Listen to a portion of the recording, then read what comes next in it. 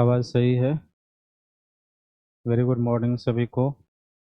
जो ऑनलाइन देख सुन रहे हैं उनको भी वेरी गुड मॉर्निंग है, सुप्रभात है। कहाँ तक कल हम लोग पहुँच गए थे? आर्द्र भूमि के बारे में हम लोग पढ़ रहे थे। विशेषताएं आप अपने से नहीं किए? एक बार पॉइंट 4 में रिपीट कर लेते हैं, फिर धीरे धीरे हम लोग आगे बढ़ चलेंगे।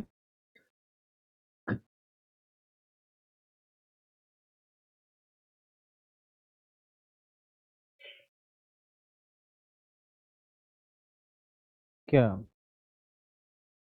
क्या होगा? पीपी बीपीएलजे क्या है ये?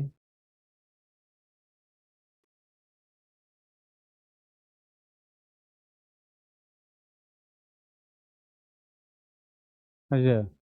अच्छा, हम देख लेंगे, हो सकता है देख लेंगे, बता देंगे, लेकिन हुआ तो वो भी सीबीटी के अंदर ही संधि है, जैव विविधता की संधि।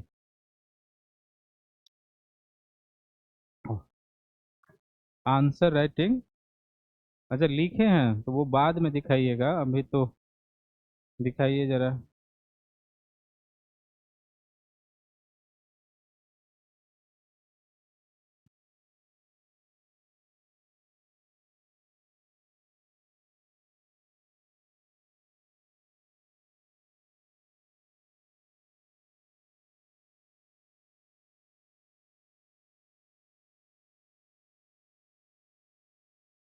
तो लिखावट तो बहुत अच्छा है। ऐसे एग्जामिनेशन हॉल में लिख देंगे तो 10 नंबर में 6-7 नंबर तक जाएगा।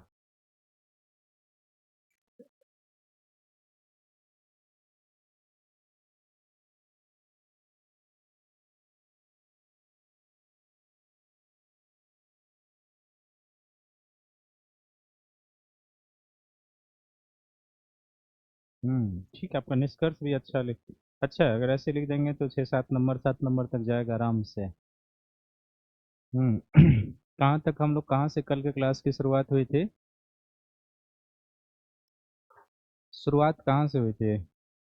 महासागरीय पर्यावरण की कुछ समस्याओं का हम लोग जिक्र कर रहे थे, तो उसमें एक हमने जलीय निकाय या महासागर का तापीय प्रदूषण क्या होता है, उसके क्या प्रभाव होते हैं वो जाना था। दूसरा हमने जाना था कि जो प्लास्टिक प्रदूषण है वो क्या है, उसके स्रोत क्या हो सकते हैं, कितने प्रकार, उसका इम्पैक्ट क्या हो रहा है, और प्लास्टिक प्रदूषण नियंत्रण या शमन के लिए क्या प्रयास किए जा रहे हैं। उसके बाद हम लोग किस पर आ गए थे? वेटलैंड पर आ गए थे। तो हम आर्द्र भूमि किसको कहेंगे ये जान गए थे। दूसरा हमने जान लिया था कि आर्द्र भूमि के प्रकारों को हमने जान लिया था। और तीसरा हमने आर्द्र भूमि से मिलने वाले लाभ के बारे में जान लिया था। तो 4 प्रकार का लाभ था। उस पर कुछ प्रश्न भी हम लोगों ने बनाए थे, है ना? तो आज हम चलेंगे आर्द्र भूमि की विशेषताएं, पॉइंट वाइज ही उसमें चलेंगे और कुछ कुछ लिखेंगे, फिर धीरे धीरे हम आगे बढ़ेंगे। तो लिखेंगे आर्द्र भूमि की विशेषता। आर्द्र भूमि, आर्द्र भूमि की विशेषता।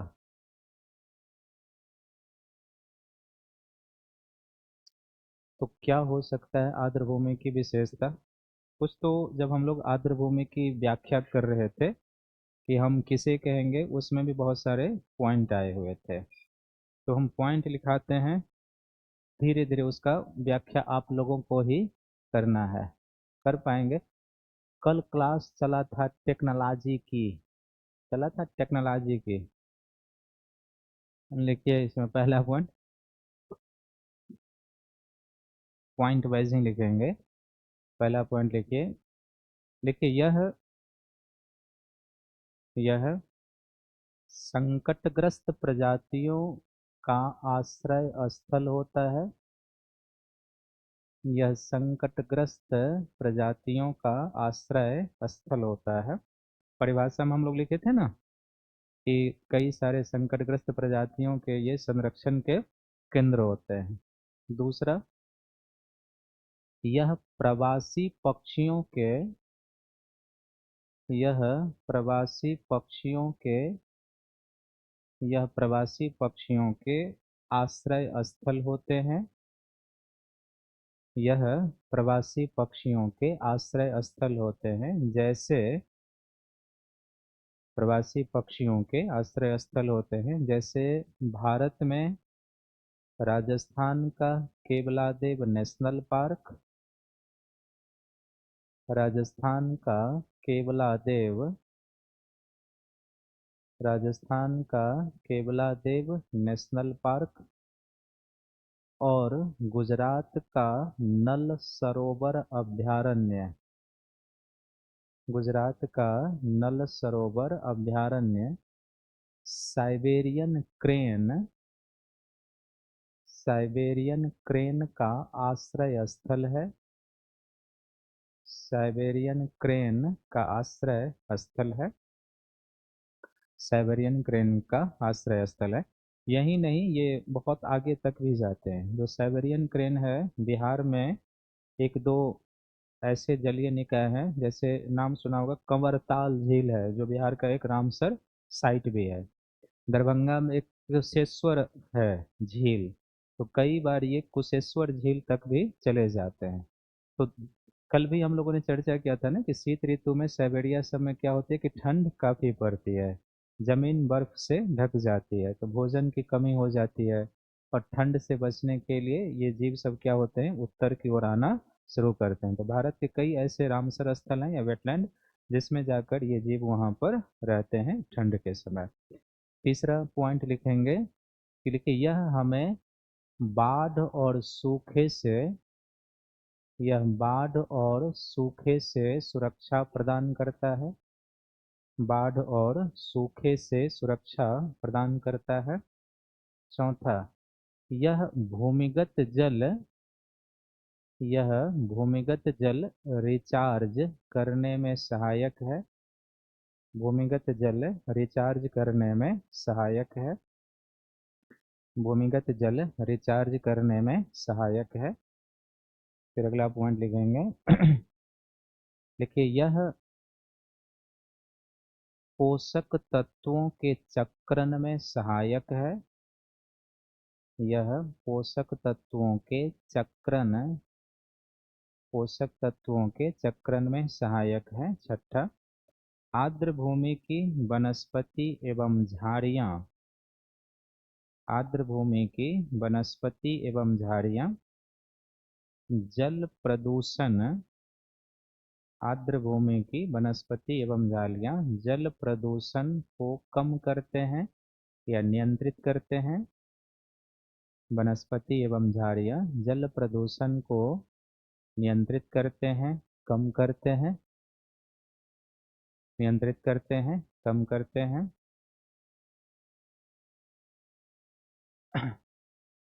नियंत्रित करते हैं, कम करते हैं। सातवां पॉइंट लिखेंगे, देखिए, यह कार्बन सिंक का क्षेत्र होता है।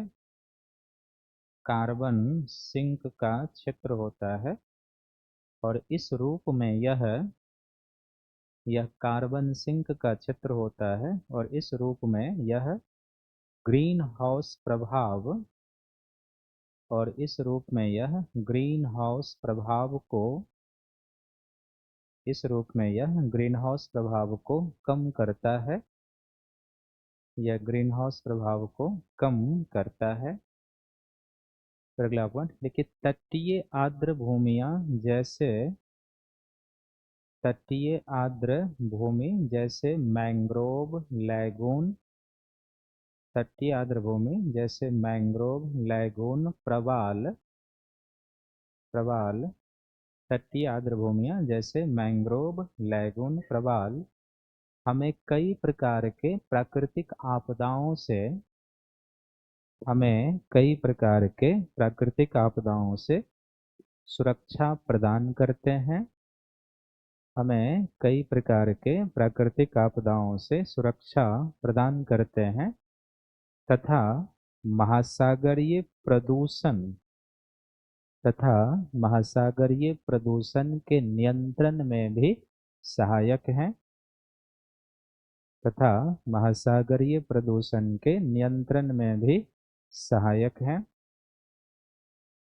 महासागरीय प्रदूषण नियंत्रण में भी सहायक है। फिर 9वां पॉइंट देखिए, यह जैव भू रासायन चक्र, यह जैव भू रासायन चक्र, जैव भू रासायन चक्र के क्रियान्वयन में सहायक है। यह जैव भू रासायन चक्र के क्रियान्वयन में सहायक है।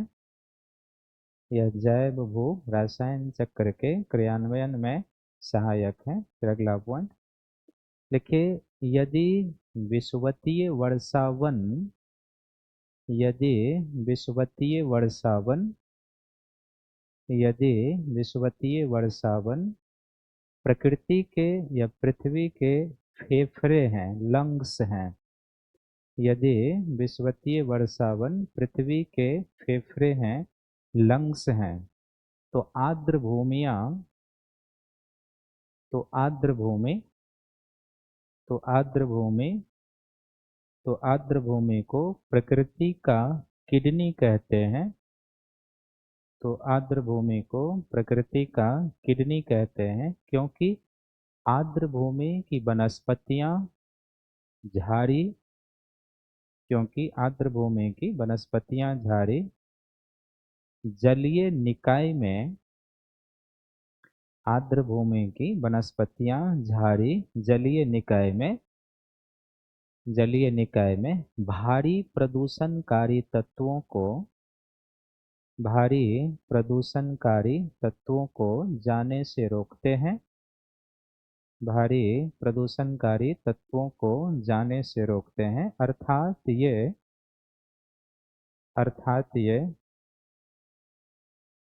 अर्थात ये प्रकृति में प्रदूषणकारी पदार्थों, अर्थात ये प्रकृति से, अर्थात ये प्रकृति से प्रदूषणकारी पदार्थों को फिल्टर करने का कार्य करते हैं।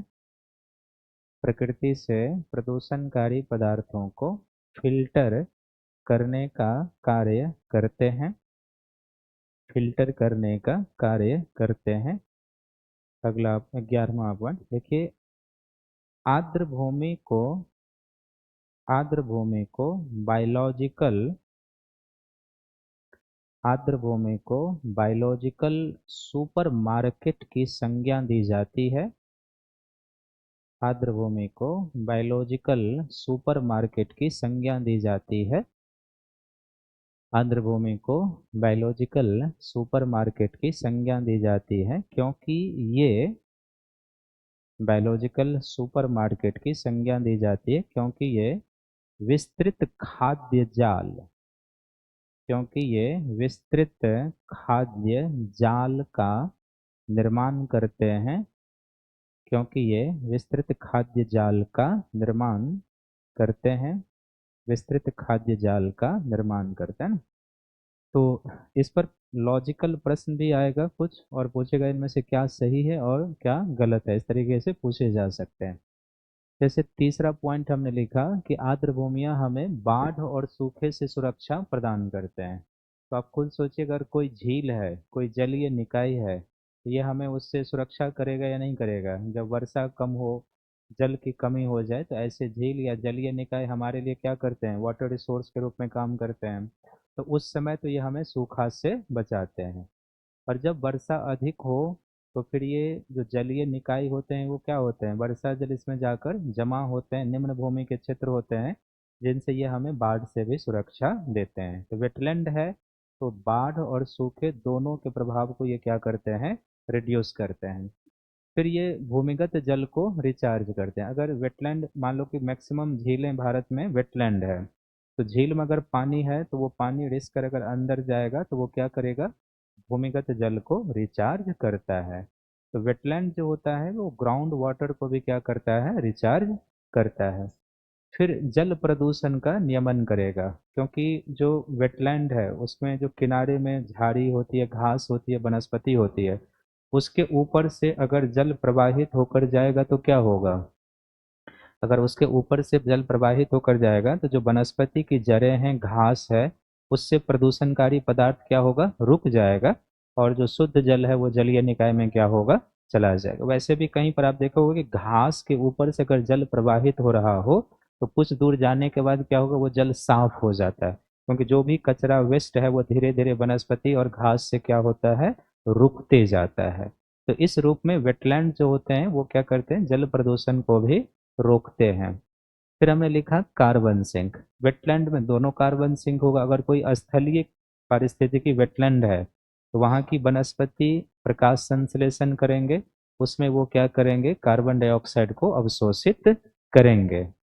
और फिर अगर कोई जलीय निकाय वेटलैंड है तो जलीय निकाय में क्या है, शैवाल है, फाइटोप्लैंक्टन है, वो प्रकाश संश्लेषण करेगा तो वो भी क्या करेगा, कार्बन सिंक। तो वेटलैंड एक कार्बन सिंक का भी क्षेत्र होगा, तो वातावरण से ये कार्बन हटाएंगे तो इसका अर्थ है कि ग्रीन हाउस प्रभाव में क्या करेंगे, कमी लाएंगे। फिर हमने क्या लिखा कि तटीय जो वेटलैंड है जिसमें मैंग्रोव है, प्रवाल है, ये सब हमें समुद्री तूफान से, ज्वार से, चक्रवात से, सुनामी से हमें क्या करते हैं, सुरक्षा प्रदान करते हैं। ये तो पिछले क्लासों में भी हो चुका है। और अगर मान लो कि तटीय क्षेत्र में कोई वनस्पति है तो वो भी तो महासागर में प्रदूषण को जाने से क्या करेगा, रोकेगा। जैसे अन्य जगहों पर वैसे वहाँ भी होगा। तो इसलिए ये मैरीन इकोसिस्टम में पॉल्यूशन को भी क्या करता है, जाने से रोकता है। फिर हमने क्या लिखा कि ये जो होते हैं जैव भू रसायन चक्र के क्रियान्वयन में सहायक है। तो जैव भू रसायन चक्र में क्या है, जल चक्र है, कार्बन चक्र है, सभी चक्र हैं। तो जल चक्र होगा, झील का योगदान होगा। कार्बन चक्र होगा, वेटलैंड से कार्बन क्या होगा, खर्च हो रहा है। कुछ ऐसी चीजें होती है जो, जैसे यहाँ पर जो वेटलैंड की वनस्पतियां हैं, जो जल के जीव हैं, जो फोटोसिंथेसिस करने वाले, वो वातावरण के कार्बन को क्या करते हैं, खर्च करते हैं। तो कार्बन चक्र में भी इनकी भूमिका है। तो पोषक तत्वों का भी ये क्या करेंगे, चक्रण करते हैं। फिर 10वां पॉइंट हमने लिखा कि यदि विषुवतीय वर्षावन पृथ्वी के क्या है, फेफड़े हैं। इक्वेटेरियल रेन फॉरेस्ट जो है, जो विषुवत रेखा से लेकर 10 डिग्री नॉर्थ और 10 डिग्री साउथ अक्षांशों के बीच पाया जाता है, इसको हम पृथ्वी का लंग्स कहते हैं, फेफड़ा। हमारे शरीर में लंग्स का क्या काम होता है, गैसों का विनिमय करता है, कि वो ऑक्सीजन इनहेल करता है और कार्बन डाइऑक्साइड क्या करता है, छोड़ता है। अब विषुवतीय वर्षा वन है, वनस्पति है, तो यहाँ जो वनस्पति है, ये वनस्पति यहाँ पर जब प्रकाश संश्लेषण करेंगे तो ये क्या करेंगे, वातावरण के CO2 को इनटेक करेंगे और फिर रिलीज क्या करेंगे, O2 को रिलीज करेंगे। तो जो इक्वेटेरियल रेन फॉरेस्ट है, जब वो प्रकाश संश्लेषण करेगा तो वातावरण के कार्बन डाइऑक्साइड को क्या करेगा, खर्च करेगा। और फिर वही प्रकाश संश्लेषण के दौरान वो क्या करेगा कि उत्पाद के रूप में ऑक्सीजन रिलीज करता है। तो महासागर के बाद अगर इस पृथ्वी पर किसी भी पारिस्थितिकी में कार्बन को खर्च करने की सबसे ज़्यादा कैपेसिटी है तो वो कौन सा है, इक्वेटेरियल रेन फॉरेस्ट। और महासागर के बाद अगर ऑक्सीजन सबसे ज़्यादा प्रोड्यूस करता है तो वो इक्वेटेरियल रेन फॉरेस्ट ही करता है। तो इस रूप में इसकी तुलना करते हैं। दूसरा, अब इसकी तुलना की गई प्रकृति का किडनी है। आर्द्र भूमि जो है प्रकृति का क्या है, किडनी है। तो हमारे शरीर में जो किडनी होता है उसका क्या रोल होता है, विषाक्त बेकार पदार्थ को वो क्या करता है, फिल्टर करने का काम करता है। ठीक उसी तरीके से ये जो आर्द्र भूमियां होती है, इनके साथ जो वनस्पति होती है, ये प्रकृति के शुद्धिकरण का काम करते हैं। उसमें विषैले पदार्थ को जाने से क्या करते हैं, रोकते हैं। इसलिए हम इसको क्या कहते हैं, प्रकृति का किडनी कहेंगे। और फिर 11वां पॉइंट हमने क्या लिखा है कि आर्द्र भूमि को बायोलॉजिकल सुपर मार्केट। बायोलॉजिकल अभी हटा दीजिए, आप कभी सुपर मार्केट जाते हैं ना, तो सुपर मार्केट में क्या होता है, देखो जो सत्य बात होता है ना वो आ ही जाता है जवाब पे। तो सुपर मार्केट में क्या होता है, बहुत सारे सामान, बहुत सारी चीजें, बड़ा बाजार होता है।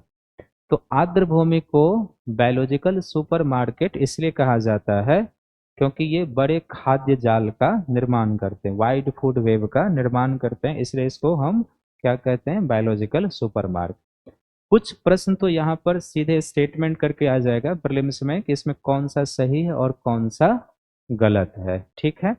लेकिन कुछ क्वेश्चन इसे कथन कारण वाला आएगा। अब कथन होगा कि पहला कथन होगा कि विषुवतीय वर्षा वन को पृथ्वी का लंग्स कहा जाता है, पहला स्टेटमेंट सही है। दूसरा स्टेटमेंट, आर्द्र भूमि को प्रकृति की किडनी कहते हैं। और तीसरा स्टेटमेंट कि पृथ्वी पर महासागर के बाद सबसे अधिक कार्बन अवशोषित करने की क्षमता विषुवतीय वर्षावन की है। तो अब आप बताइए कि इसमें से कौन सही है और कौन किसकी व्याख्या कर रहा है। प्रश्न तो ये है, प्रश्न है, कई बार अब इस तरीके से यूपीएससी प्रश्न पूछने लगा है ना। तीन कथन, ध्यान से सुनिए। कथन एक है, कथन पहला है कि विषुवतीय वर्षावन को, विषुवतीय वर्षा, विषुवतीय वर्षा वन को प्रकृति का, प्रकृति का लंग्स कहते हैं, फेफड़ा कहते हैं। ठीक है। कथन दूसरा है, दूसरा कथन है कि आर्द्र भूमि को, आर्द्र भूमि को प्रकृति का किडनी कहते हैं। आर्द्र भूमि को प्रकृति का किडनी कहते हैं। और कथन तीन है कि विषुवतीय वर्षावन, विषुवतीय वर्षावन महासागर के बाद, महासागर के बाद सबसे ज्यादा CO2 सिंक एवं O2 उत्पादक है। तो तीन स्टेटमेंट है ना, तो इसमें आंसर कैसे जाता है? A B C D कि कथन एक सही है, कथन दो और कथन तीन भी सही है, और वो दोनों कथन एक की व्याख्या कर रहा है। पहला स्टेटमेंट ऐसे होगा, दूसरा स्टेटमेंट होगा कि कथन एक सही है और कथन दो और कथन तीन दोनों सही है, परंतु उनमें से कोई एक कथन की व्याख्या कर रहा है। बात समझ आ रही है? ऐसे ही क्वेश्चन आने शुरू हुए हैं यूपीएससी में, तीन तीन स्टेटमेंट में। बताइए क्या होगा इसका उत्तर? तीनों सही है और हाँ, दूसरा पहले की व्याख्या नहीं कर रहा है, ये ध्यान रखें। सही तो तीनों है, लेकिन अब उत्तर क्या होगा कि कथन एक सही है, कथन दो और कथन तीन दोनों, या आप ये कैसे, कथन एक, कथन दो, कथन तीन तीनों सही है, परंतु कथन दो और कथन तीन में से कोई एक कथन एक की व्याख्या कर रहा है। तो व्याख्या कौन कर रहा है? ये इसकी व्याख्या कर रहा है। किडनी से ये नहीं पता चल रहा है कि ये सबसे ज्यादा कार्बन यूज करता है और ऑक्सीजन देता है, लेकिन जब ये लंग्स है प्रकृति का, तो लंग्स का काम क्या होगा? वही कि वो कार्बन ले जाएगा और ऑक्सीजन को क्या करेगा? छोड़ेगा। तो क्वेश्चन इस तरह से कई सारे पूछे गए हैं यूपीएससी में, तो उसको ध्यान में रखना होगा।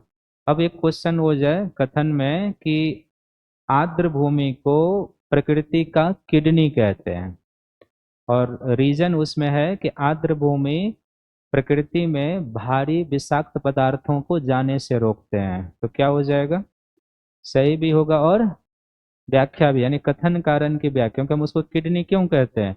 स्टेटमेंट इस तरह के क्वेश्चन में आप ये सोचिए, जैसे ही कथन लास्ट हो, मन में क्यों लाइए कि इसको क्यों कहा जाता है, तब उत्तर देखिए कि वो उत्तर प्रोवाइड करा रहा है या नहीं।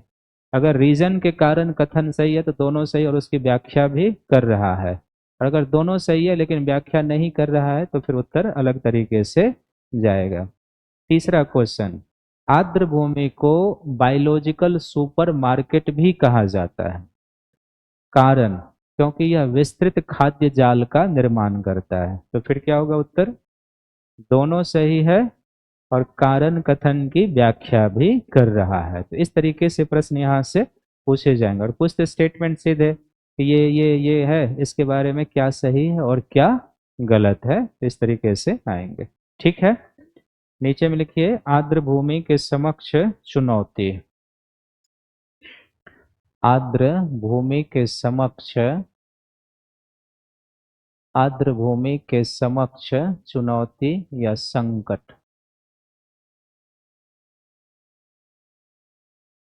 आर्द्र भूमि के समक्ष चुनौती, या इसी को हम क्या कहेंगे? संकट कहेंगे। तो जो वेटलैंड है उसमें क्या, तो राष्ट्रीय आर्द्र भूमि, राष्ट्रीय आर्द्र भूमि एटलस के अनुसार, एटलस के अनुसार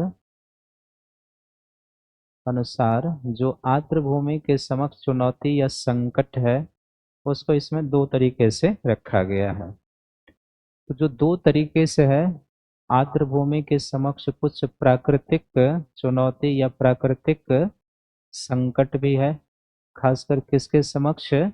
तटीय आर्द्र भूमि के समक्ष।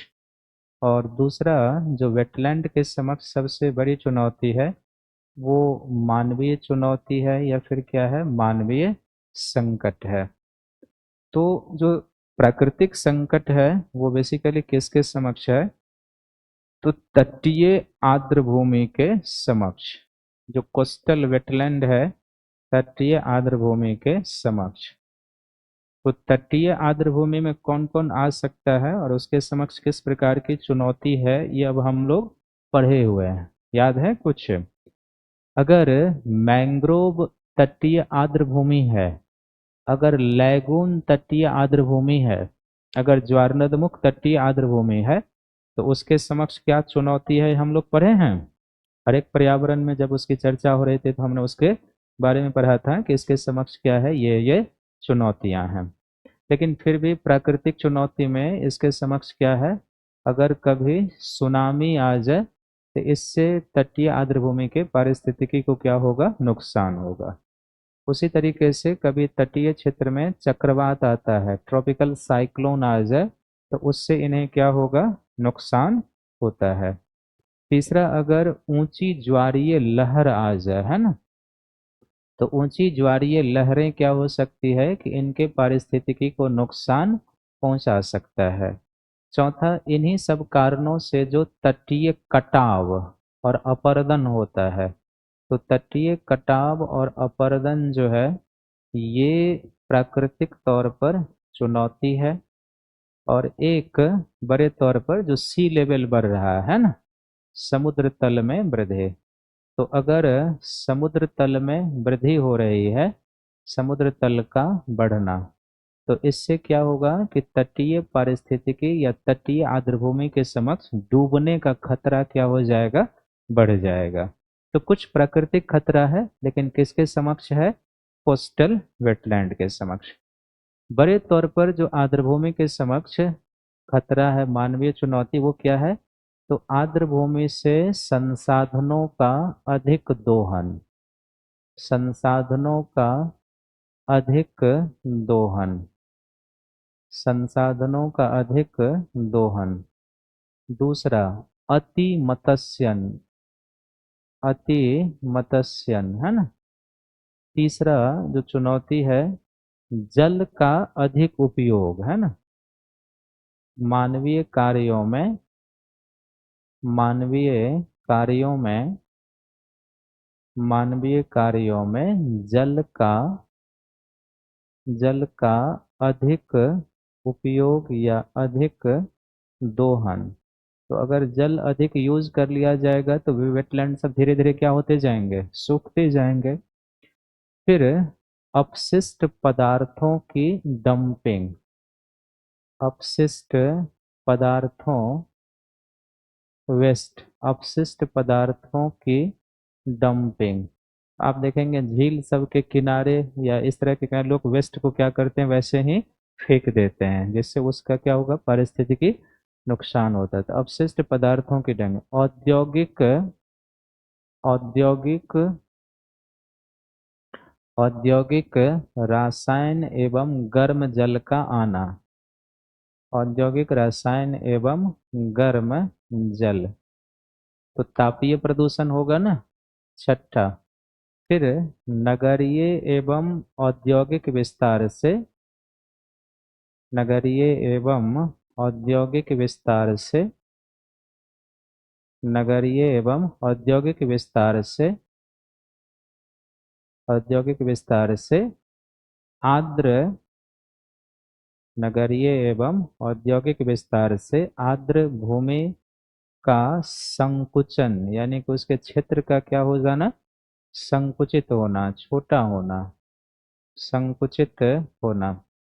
इसी तरीके से अगर आर्द्रभूमि के क्षेत्र से विदेशज आक्रामक प्रजाति आ जाए, तो विदेशज आक्रामक प्रजाति, विदेशज आक्रामक प्रजाति का प्रवेश, विदेशज आक्रामक प्रजाति का प्रवेश, आठवां क्या हो जाएगा? तो अगर सिंपल सा, हालांकि ये पॉइंट आ चुका है लेकिन हम आपको ये शब्द से परिचित करा देते हैं इसलिए, भूमि नगरीय भूमि उपयोग में परिवर्तन, नगरीय भूमि उपयोग, नगरीय भूमि उपयोग में परिवर्तन, तो नगरीय भूमि उपयोग में परिवर्तन है।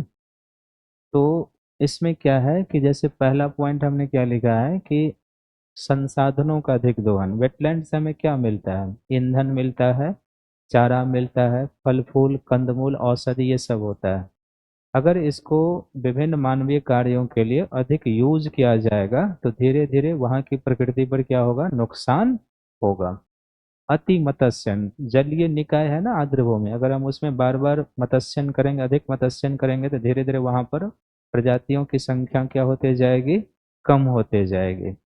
तीसरा है मानवीय कार्यों में जल का दोहन, जैसे घरेलू कार्य हो, औद्योगिक कार्य हो, सिंचाई है, वानिकी है, तो विभिन्न कार्यों में अगर जल अधिक यूज कर लिया जाएगा तो फिर धीरे धीरे वो पारिस्थितिकी क्या होगा? सूखता जाता है।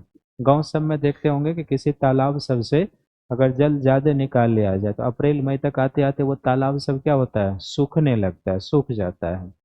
फिर हमने क्या लिखा है? वेस्ट पदार्थों की डंपिंग, जो प्लास्टिक कचरा है, जो अन्य कचरा है, इसको हम खुले में फेंक देते हैं, जलीय निकाय के किनारे लोग जाकर क्या करते हैं? जमा कर देते हैं, धीरे धीरे वो क्या होता है? जलीय निकाय में पहुंच जाता है। फिर औद्योगिक रसायन और गर्म जल, मान लो कोई झील है, उसका जो केमिकल है और उसका जो रसायन है, गर्म जल है, अगर किसी जलीय निकाय में चला जाए तो उस जलीय निकाय का क्या होगा? पॉल्यूशन होगा, नुकसान होगा। फिर हमने लिखा है नगरीय एवं औद्योगिक विस्तार से आर्द्रभूमि का संकुचन होना। इसका सबसे बेस्ट एग्जाम्पल है जो बेंगलुरु चेन्नई जैसे शहर हैं, वो इसके सबसे बेस्ट एग्जाम्पल हैं।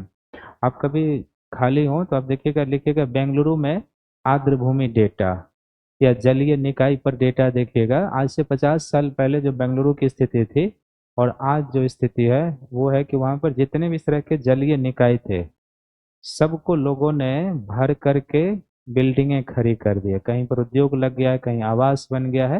यानी नगरीय कार्यों के विस्तार होने से जो वेटलैंड है, जो झील है, इस तरह के चीजों का क्या होते जा रहा है? अतिक्रमण होते जा रहा है। इसके दो प्रभाव होते हैं। अगर आपने झील का या कोई ऐसा जलीय निकाय है जो शहर के आसपास है या शहर के बीच में है और आपने उसको मिट्टी से भर दिया और अब उस भूमि का उपयोग आपने किसके लिए क्या कर लिया? आवास निर्माण के लिए, उद्योग लगाने के लिए या विभिन्न मानवीय कार्यों में कर लेते हैं। तो इसका पहला प्रभाव ये होगा कि वो शहर जल संकट के क्राइसिस में जाएगा। क्यों जाएगा? क्योंकि वो जो जलीय निकाय था वो भूमिगत जल को क्या करता था? रिचार्ज करता था।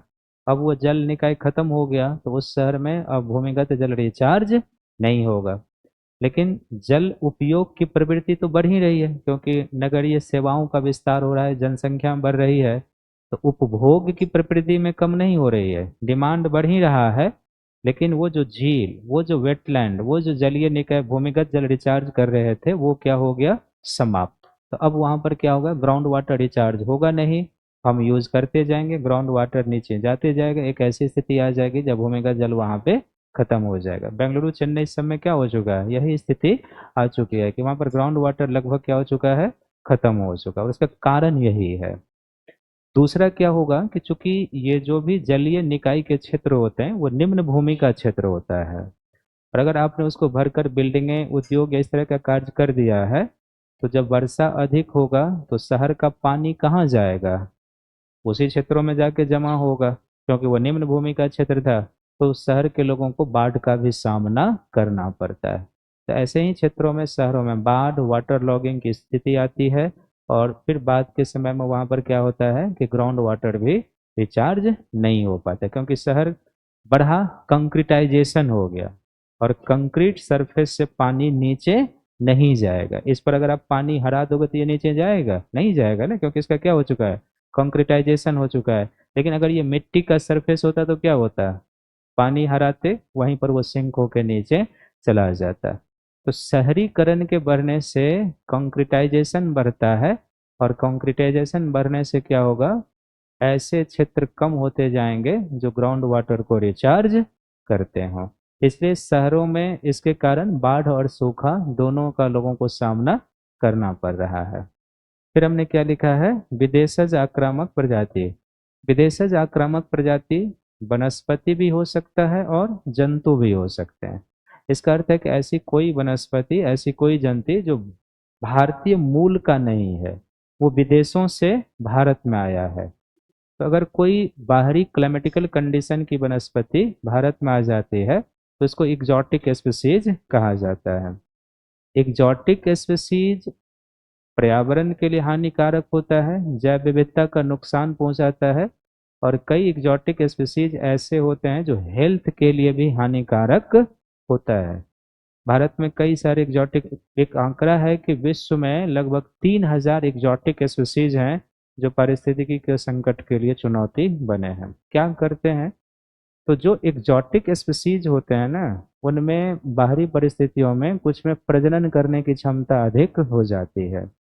अगर वो प्रजनन अधिक करेंगे तो संसाधन ज़्यादा यूज करेंगे, स्पेस ज़्यादा लेंगे। कुछ एग्जॉटिक स्पीसीज ऐसे हैं जो भूमिगत जल बहुत यूज करते हैं, तो वैसे क्षेत्र में ग्राउंड वाटर की क्या होती जाएगी, कमी होते जाती है। तो ये पारिस्थितिकी के लिए हानिकारक, जैसे जलकुंभी है, तो जलकुंभी को बंगाल का टेरर कहा जाता है। क्यों कहते हैं जलकुंभी को बंगाल का टेरर? उसके पास कोई गन बंदूक तो नहीं होता है कि वो टेरर फैलाएगा, होता है, लेकिन जलकुंभी को बंगाल का टेरर कहा जाता है। क्यों कहा जाता है? जलकुंभी की विशेषता होती है कि एक पौधा एक तालाब में जाके रख दीजिए, और 1-2 महीने के बाद जाइए, पूरे तालाब को क्या करता है, फैल जाता है वो। और उसके बाद वो क्या करेगा, जलीय निकाय में ऑक्सीजन सब ज़्यादा यूज होता है, और फिर धीरे धीरे जलीय जीव वहाँ पर क्या होते हैं, मरने लगते हैं।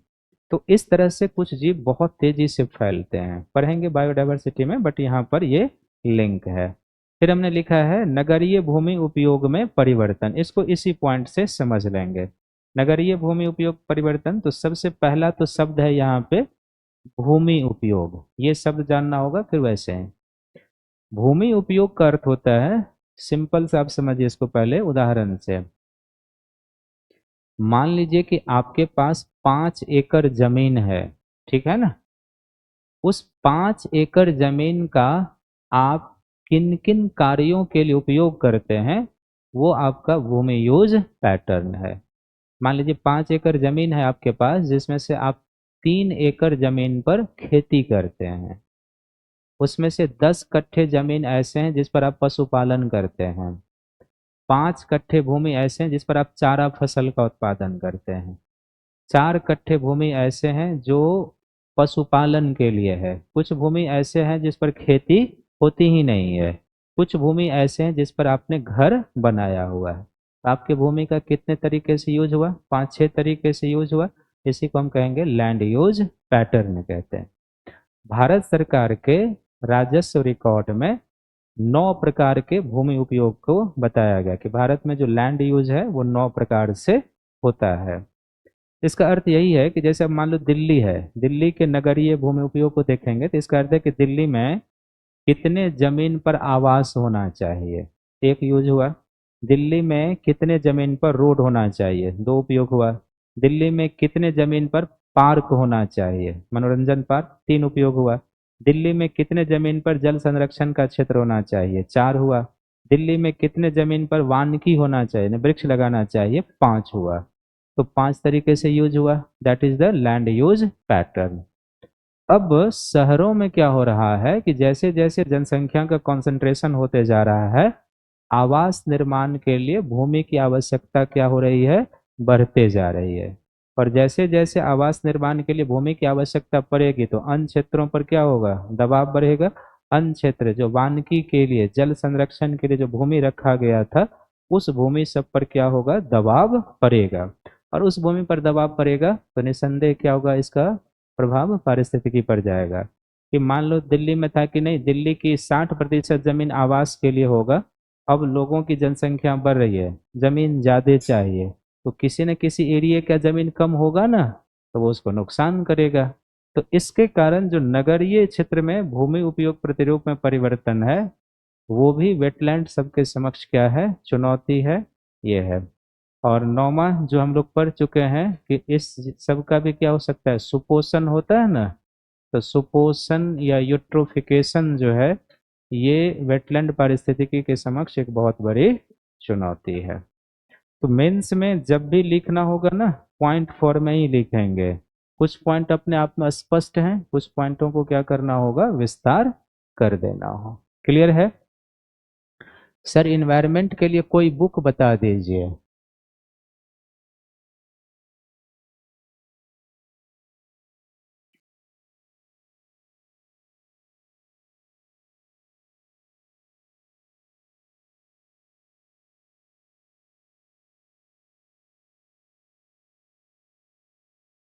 अभी क्वेश्चन सब नहीं बनाए थे।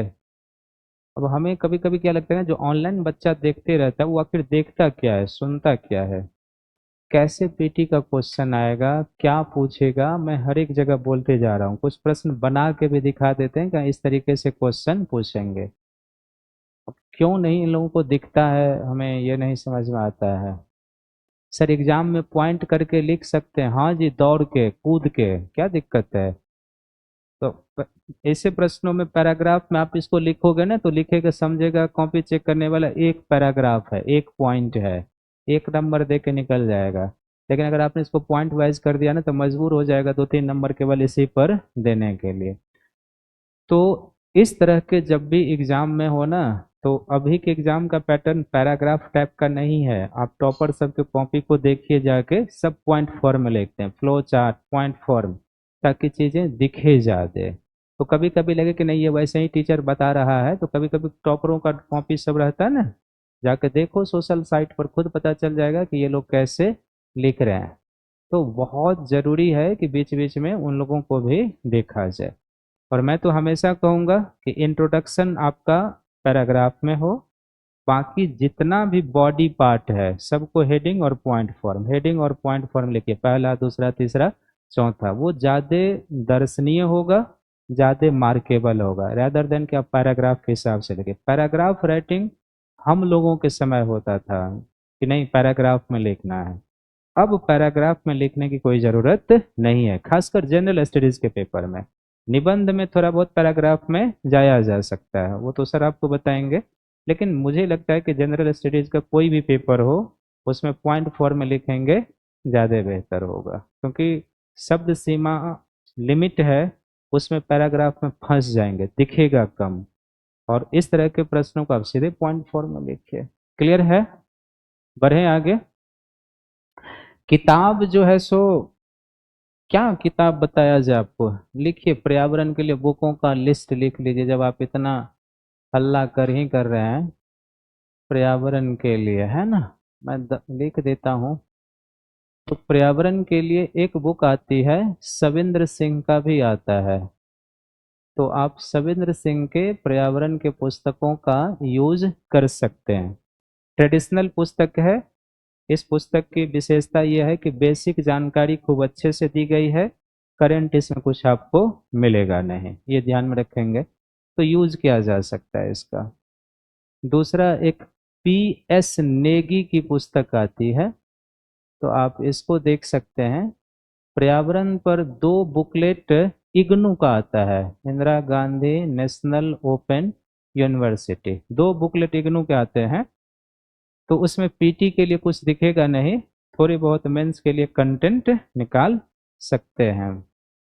पर्यावरण पर पुस्तक एक एन आई ओ एस का, ये तो सब पढ़ते हैं, तो एन आई ओ एस की आती है, ये भी आप पढ़ सकते हो। इसके अलावा पर्यावरण पर जो ट्वेल्थ क्लास की न्यू एनसीईआरटी है ना बायोलॉजी की, एनसीईआरटी, तो इसका भी यूज कर सकते हैं। छठा जो है सो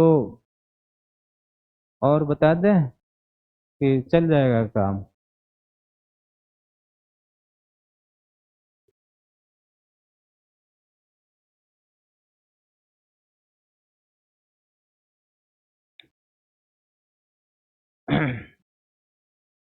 हम्म। एक और पुस्तक अभी मुझे ध्यान में नहीं आ रहा है, मैं लिख देता, लेकिन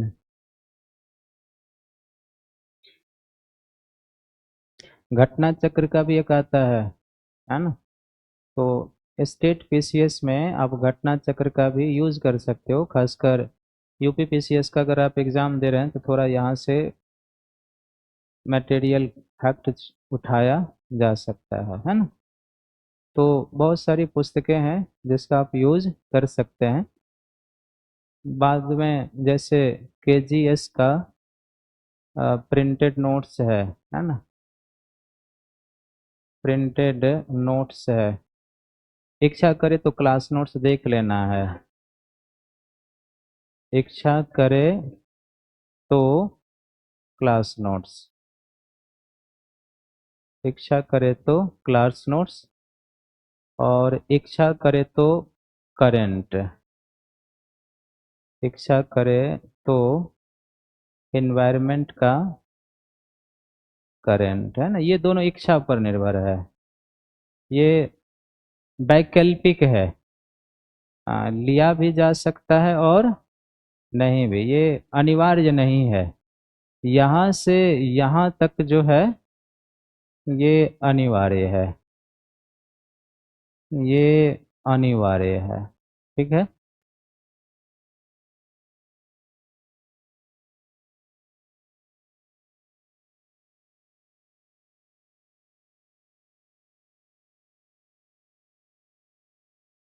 बढ़े आगे, लिख लिया है सब लोग।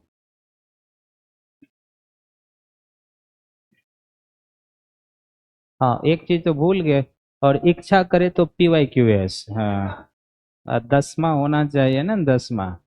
इच्छा करे तो, इच्छा करे तो PYQS, है ना। ये सब इच्छा पर निर्भर है, बाकी चीजें अनिवार्य है। क्या? टेस्ट भी, हाँ, तो इच्छा करे तो टेस्ट, इच्छा करे तो टेस्ट, इच्छा करे तो टेस्ट, मन करे तो पढ़ें, ना मन करे तो ना पढ़ें, इसमें क्या है। चलिए बढ़ते हैं आगे। लिखिए, आर्द्र भूमि संरक्षण के प्रयास। इच्छा करे तो रिवीजन, हाँ, ना तो फिर कुछ नहीं। तो इच्छा करे तो एग्जाम दो, ना तो मत दो एग्जाम भी, एग्जाम भी मत, सब कुछ इच्छा पर। लिखिए, हेडिंग बनाइए, आर्द्र भूमि संरक्षण के प्रयास। आर्द्र भूमि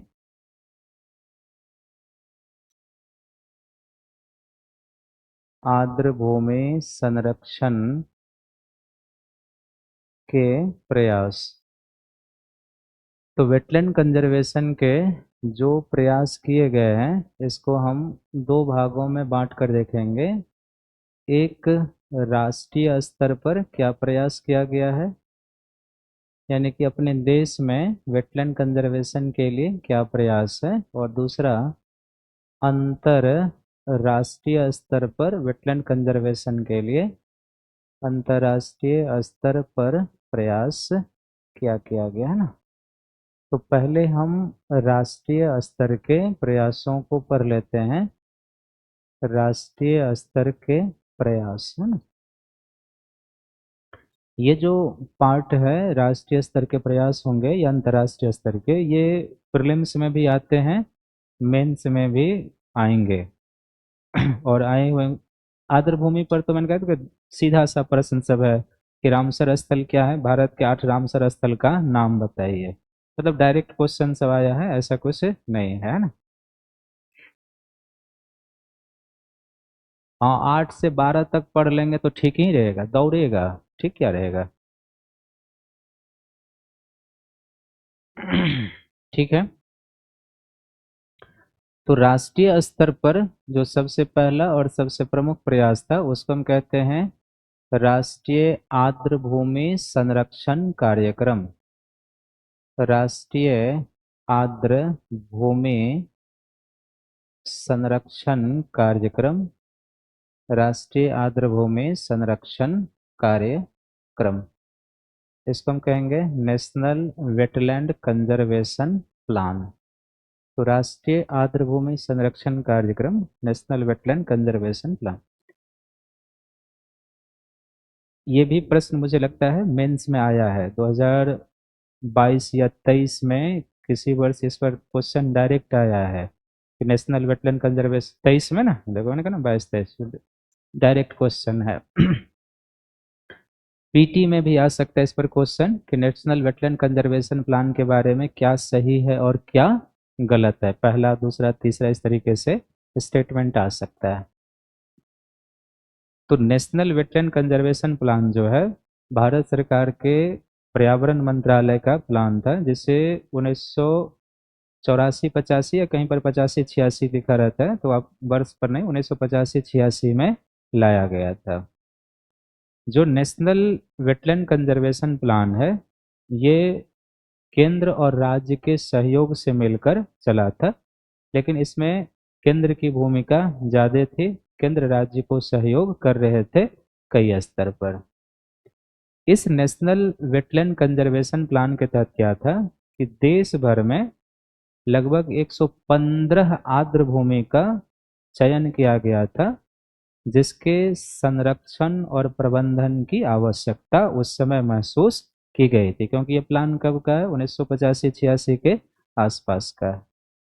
तो इसका अर्थ है कि ये 115 वेटलैंड ऐसे रहे होंगे जिनके पारिस्थितिकी का नुकसान हुआ होगा, अतिक्रमण हुआ होगा, वहाँ के जो वनस्पति और जंतु थे वो संकट की स्थिति में रहे होंगे, और फिर सरकार को लगा होगा कि नहीं, हमें इस तरह के वेटलैंड को संरक्षित करने की ज़रूरत है।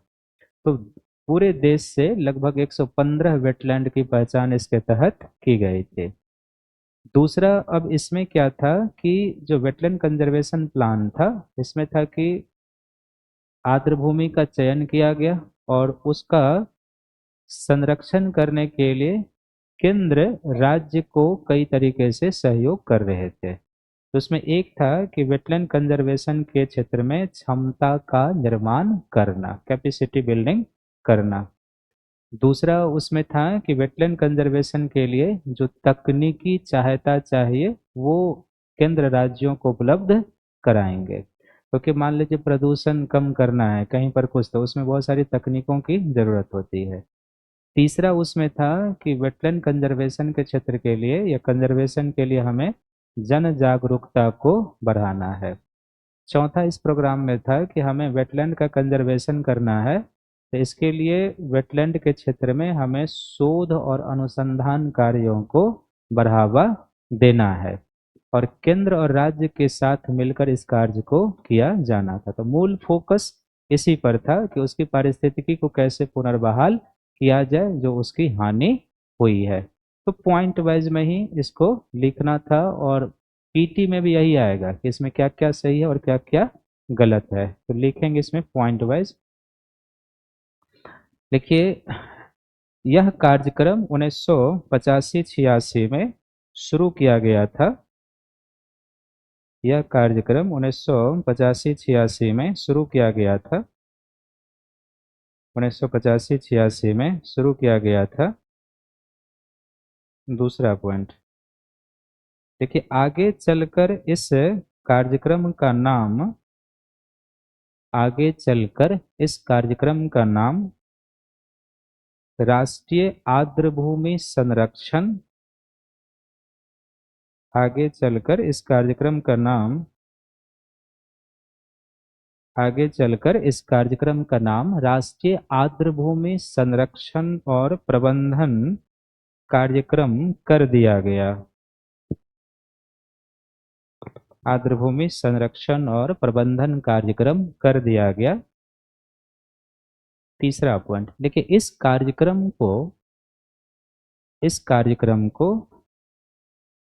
कार्यक्रम को केंद्रीय वन पर्यावरण इस कार्यक्रम को केंद्रीय वन पर्यावरण एवं जलवायु परिवर्तन मंत्रालय के द्वारा शुरू किया गया। केंद्रीय वन पर्यावरण और जलवायु परिवर्तन मंत्रालय के द्वारा शुरू किया गया। जलवायु परिवर्तन मंत्रालय के द्वारा शुरू किया गया। अगला पॉइंट, लेकिन इस कार्यक्रम के तहत देश के 24 राज्य इस कार्यक्रम के तहत देश के 24 राज्य और 2 संघ शासित प्रदेशों में देश के 24 राज्य और 2 संघ शासित प्रदेशों में 115 आर्द्र भूमि की पहचान की गई। 115 आर्द्र भूमि की पहचान की गई, जिसके 115 आर्द्र भूमि की पहचान की गई, जिसके संरक्षण और प्रबंधन की आवश्यकता थी। जिसके संरक्षण और प्रबंधन की आवश्यकता थी। जिसके संरक्षण और प्रबंधन की आवश्यकता थी। अगला पॉइंट देखिए, इस कार्यक्रम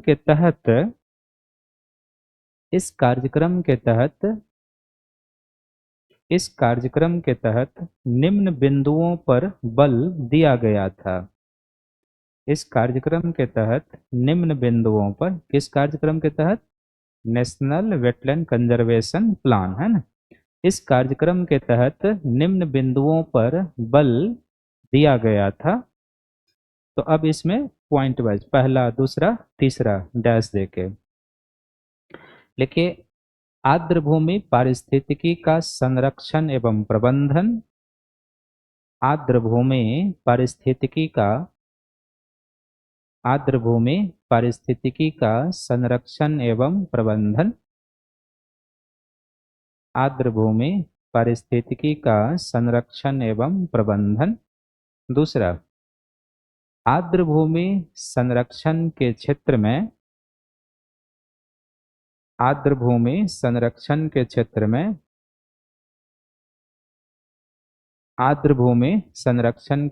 में क्षमता का निर्माण। आर्द्र भूमि संरक्षण के क्षेत्र में क्षमता का निर्माण। तीसरा, आर्द्र भूमि संरक्षण हेतु जन जागरूकता को बढ़ाना। आर्द्र भूमि संरक्षण हेतु जन जागरूकता को बढ़ाना। जन जागरूकता को बढ़ाना। अगला पॉइंट, आर्द्र भूमि संरक्षण और प्रबंधन के क्षेत्र में आर्द्र भूमि संरक्षण और प्रबंधन के लिए राज्यों को आर्द्र भूमि संरक्षण और प्रबंधन के लिए राज्यों को नीतिगत दिशा निर्देश राज्यों को नीतिगत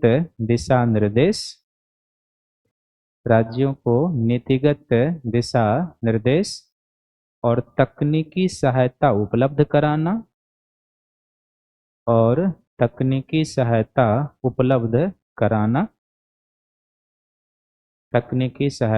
उपलब्ध कराना फिर अगला देखिए, जलीय पारिस्थितिकी के स्वास्थ्य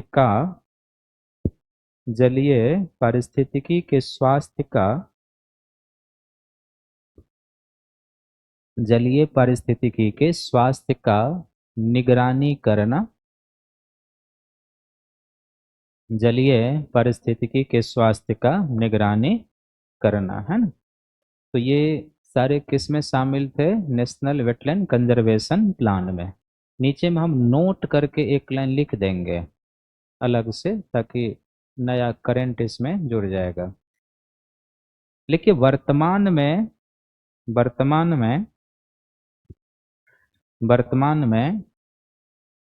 वर्तमान में नेशनल वेटलैंड कंजर्वेशन प्लान, वर्तमान में नेशनल वेटलैंड कंजर्वेशन प्लान, वर्तमान में नेशनल वेटलैंड कंजर्वेशन प्लान और नेशनल लेक कंजर्वेशन प्लान, राष्ट्रीय झील संरक्षण कार्यक्रम। वर्तमान में नेशनल वेटलैंड कंजर्वेशन प्लान और नेशनल लेक कंजर्वेशन प्लान, राष्ट्रीय झील संरक्षण प्लान, दोनों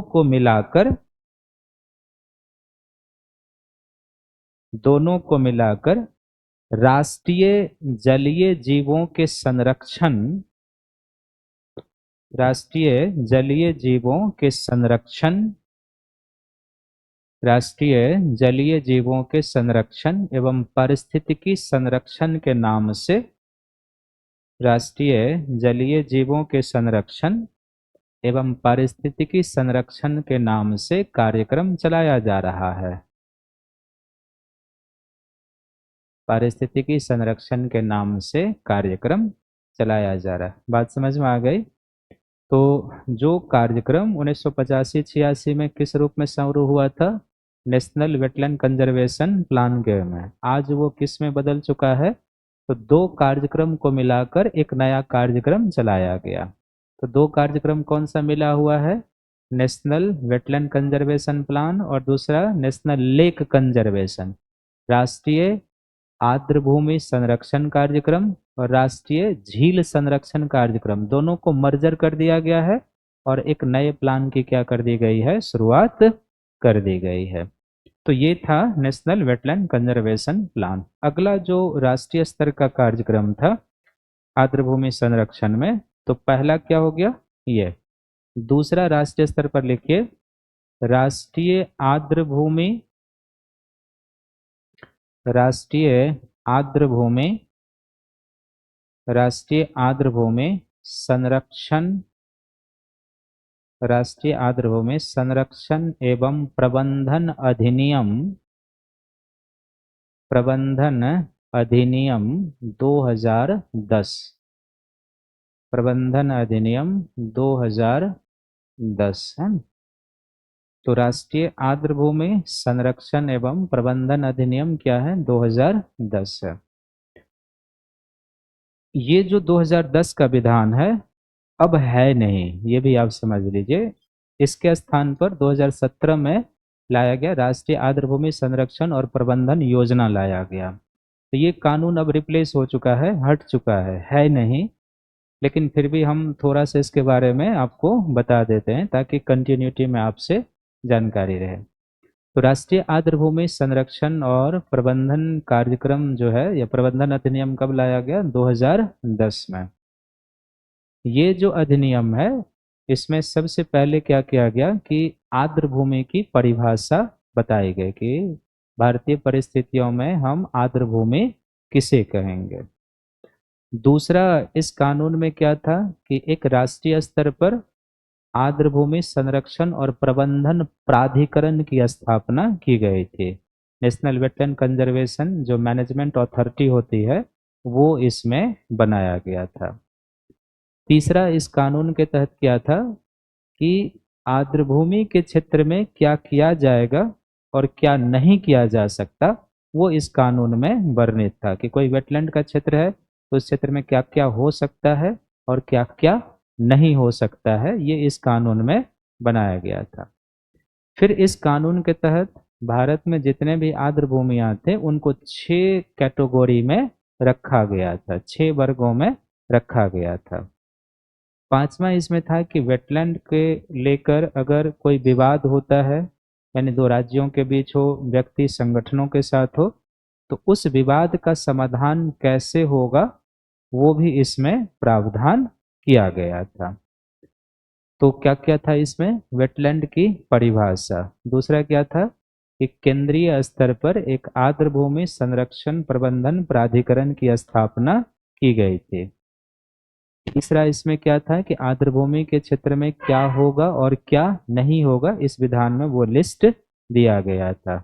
चौथा इसमें क्या था कि जो वेटलैंड है उसको लेकर अगर कोई इशू उत्पन्न होता है तो फिर उसके समाधान के लिए इसमें विधान था। और आर्द्रभूमि का क्या किया गया था? 6 कैटेगरी में वर्गीकरण कर दिया गया था। इस विधान में था कि जो प्राधिकरण था उस प्राधिकरण के जिम्मे ये था कि भारत में आर्द्रभूमि की चयन करना और उसे रामसर स्थल की मान्यता के लिए भेजने का कार्य इस प्राधिकरण के पास था। दूसरा इस प्राधिकरण का कार्य था कि आर्द्रभूमि देश भर में आर्द्रभूमि संरक्षण और प्रबंधन के लिए आवश्यक दिशा निर्देश और गाइडलाइन को जारी करना था। तो मोटे तौर पर ये 2010 का विधान था जो अब है नहीं।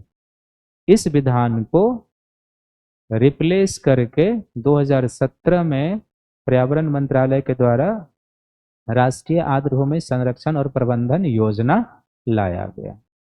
तो 2017 में जो राष्ट्रीय आर्द्रभूमि संरक्षण और प्रबंधन योजना लाया गया उसमें भी पहला जो प्रावधान किया गया है कि उसमें भी वेटलैंड का परिभाषा है कि हम आर्द्रभूमि किसे कहेंगे। दूसरा उसमें क्या किया गया है कि दूसरा जो है केंद्र स्तर पर एक समिति का प्रावधान किया गया जिसको हम कहते हैं राष्ट्रीय आर्द्रभूमि समिति या नेशनल वेटलैंड कमेटी के नाम से है। तीसरा उसमें प्रावधान किया गया है कि राज्यों के स्तर पर राज्य आर्द्रभूमि प्राधिकरण है। इसका अर्थ है कि हर एक राज्य में क्या होगा? एक राज्य आर्द्रभूमि प्राधिकरण होगा। प्राधिकरण 2010 के विधान में कहाँ था? केंद्र के ऊपर, क्योंकि पूरे देश के लिए एक प्राधिकरण था। अब केंद्र के स्तर पर क्या कर दिया गया है? समिति बना दी गई है, कमिटी है। और राज्यों के स्तर पर क्या कर दिया गया है? प्राधिकरण बनाया गया है। चौथा जो इसमें है वेटलैंड का डिजिटल रिकॉर्ड रखने की इसमें बात की गई है। तो वेटलैंड का जो डिजिटल रिकॉर्ड रखने की बात की गई उसमें दो मूल पॉइंट है। पहला मूल पॉइंट है कि जो कानून जो राज्य इस कानून को जब लागू कर देंगे, है ना, कब? 2017 में आया था। तो जिस राज्य में जिस दिन से ये कानून लागू हो जाएगा 6 महीने के अंदर उस राज्य में जितने भी आर्द्रभूमि है उनका डिजिटाइजेशन हो जाना चाहिए, यानी उसका डिजिटल रिकॉर्ड आ जाना चाहिए। और प्रत्येक 10 वर्ष पर जो है आर्द्रभूमि का क्या होना चाहिए? डिजिटल रिकॉर्ड का रिवाइज करना है कि उसमें क्या परिवर्तन हुआ और क्या नहीं हुआ है। तो ये था। राज्य के स्तर पर जो आर्द्रभूमि प्राधिकरण है, प्राधिकरण के पास 3-4 कार्य दिया गया है। राज्य आर्द्रभूमि प्राधिकरण ये तय करेगा कि किसी आर्द्रभूमि के क्षेत्र में क्या हो सकता है और क्या नहीं हो सकता। 2010 के कानून में एक केंद्रीय प्राधिकरण के पास था और 2017 के नियम में किसके पास आ गया? राज्य प्राधिकरण। तो राज्य प्राधिकरण ये तय करेगा कि उसमें क्या हो सकता है और क्या नहीं हो सकता है। राज्य भर के लिए आर्द्रभूमि संरक्षण और प्रबंधन की योजना बनाना अब प्राधिकरण की जिम्मेदारी है। आर्द्रभूमि के क्षेत्र के लिए किसी भी प्रकार के दिशा निर्देश और गाइडलाइन जारी करने की जिम्मेदारी अब किसके पास है? प्राधिकरण के पास है। तो कुल मिला के इसका अर्थ ये निकलता है कि 2010 के विधान में जो अधिकार केंद्रीय प्राधिकरण के पास था वो 2017 के विधान में कहाँ आ गया है? लगभग राज्य प्राधिकरण के पास आ गया है। और कमिटी जो है वो केंद्र स्तर पर है। तो एक तरीके से आप ये समझिए कि देश में आर्द्रभूमि संरक्षण प्रबंधन उस पर योजना तैयार करने के लिए एक शीर्ष निकाय के रूप में कौन है? कमेटी है। केंद्र सरकार को भी वो आवश्यक सलाह देगा कि वेटलैंड कंजर्वेशन के लिए क्या नीतियां होनी चाहिए। राज्य प्राधिकरण को भी वो सहायता देगा, अगर उसको कुछ तकनीकी सहायता चाहिए तो उसमें वो सहायता देगा।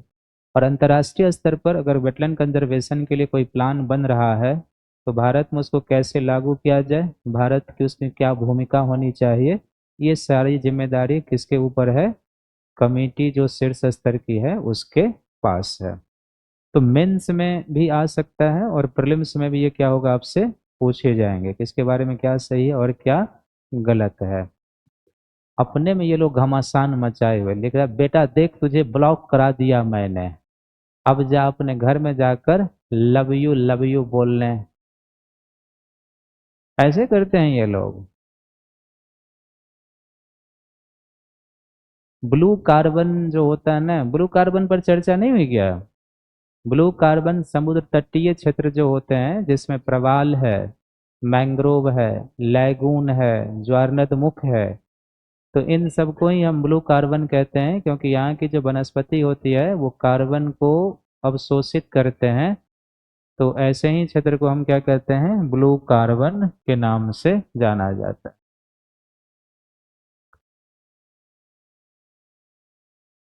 लिखेंगे 2010 हेडिंग है ना इसमें, पहला पॉइंट लिखिए।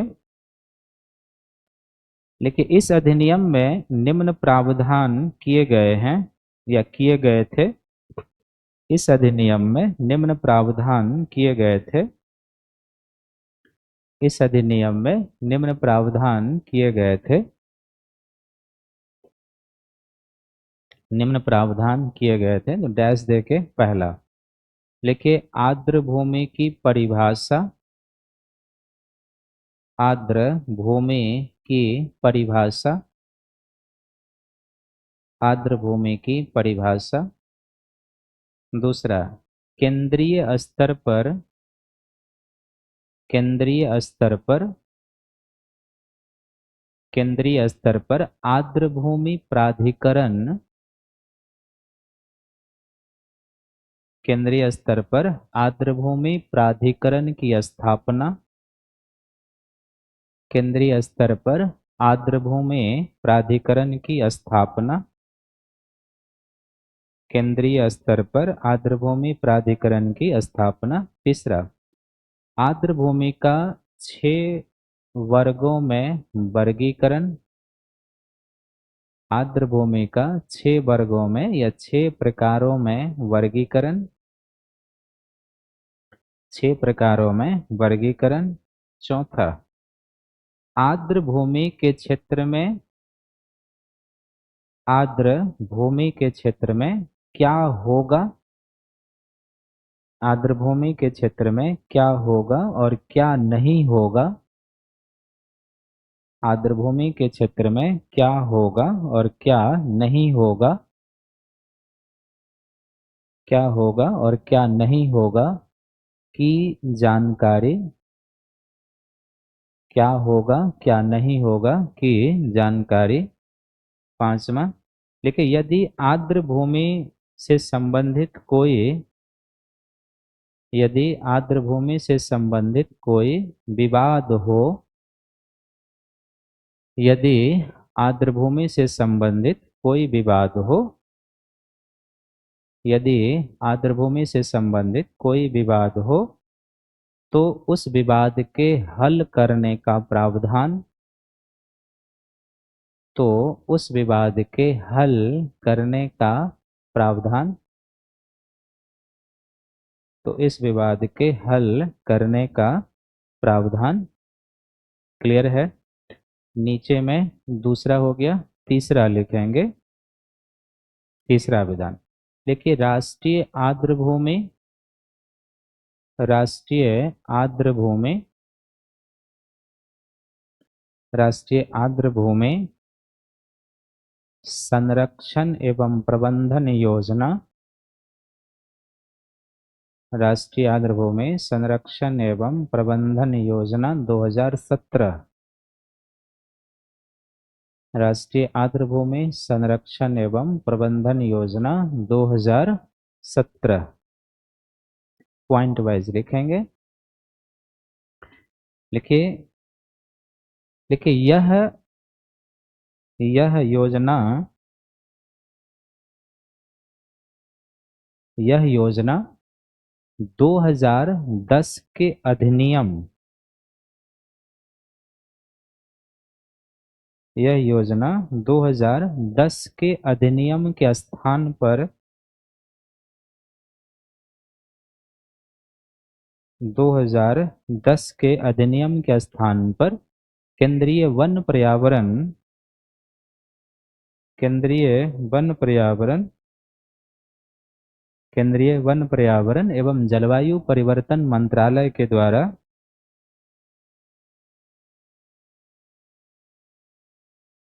केंद्रीय वन पर्यावरण एवं जलवायु परिवर्तन मंत्रालय के द्वारा लाया गया है।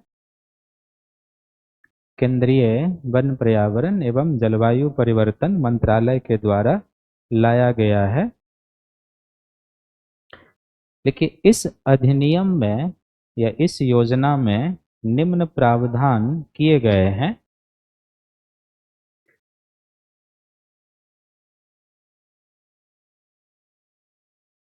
निम्न प्रावधान किए गए हैं। निम्न प्रावधान किए गए हैं, तो डैश दे के पहला पॉइंट लिखिए, आर्द्र भूमि की परिभाषा। आर्द्र भूमि की परिभाषा। आर्द्र भूमि की परिभाषा। दूसरा पॉइंट, केंद्रीय स्तर पर केंद्रीय स्तर पर केंद्रीय स्तर पर राष्ट्रीय आर्द्र भूमि समिति की स्थापना।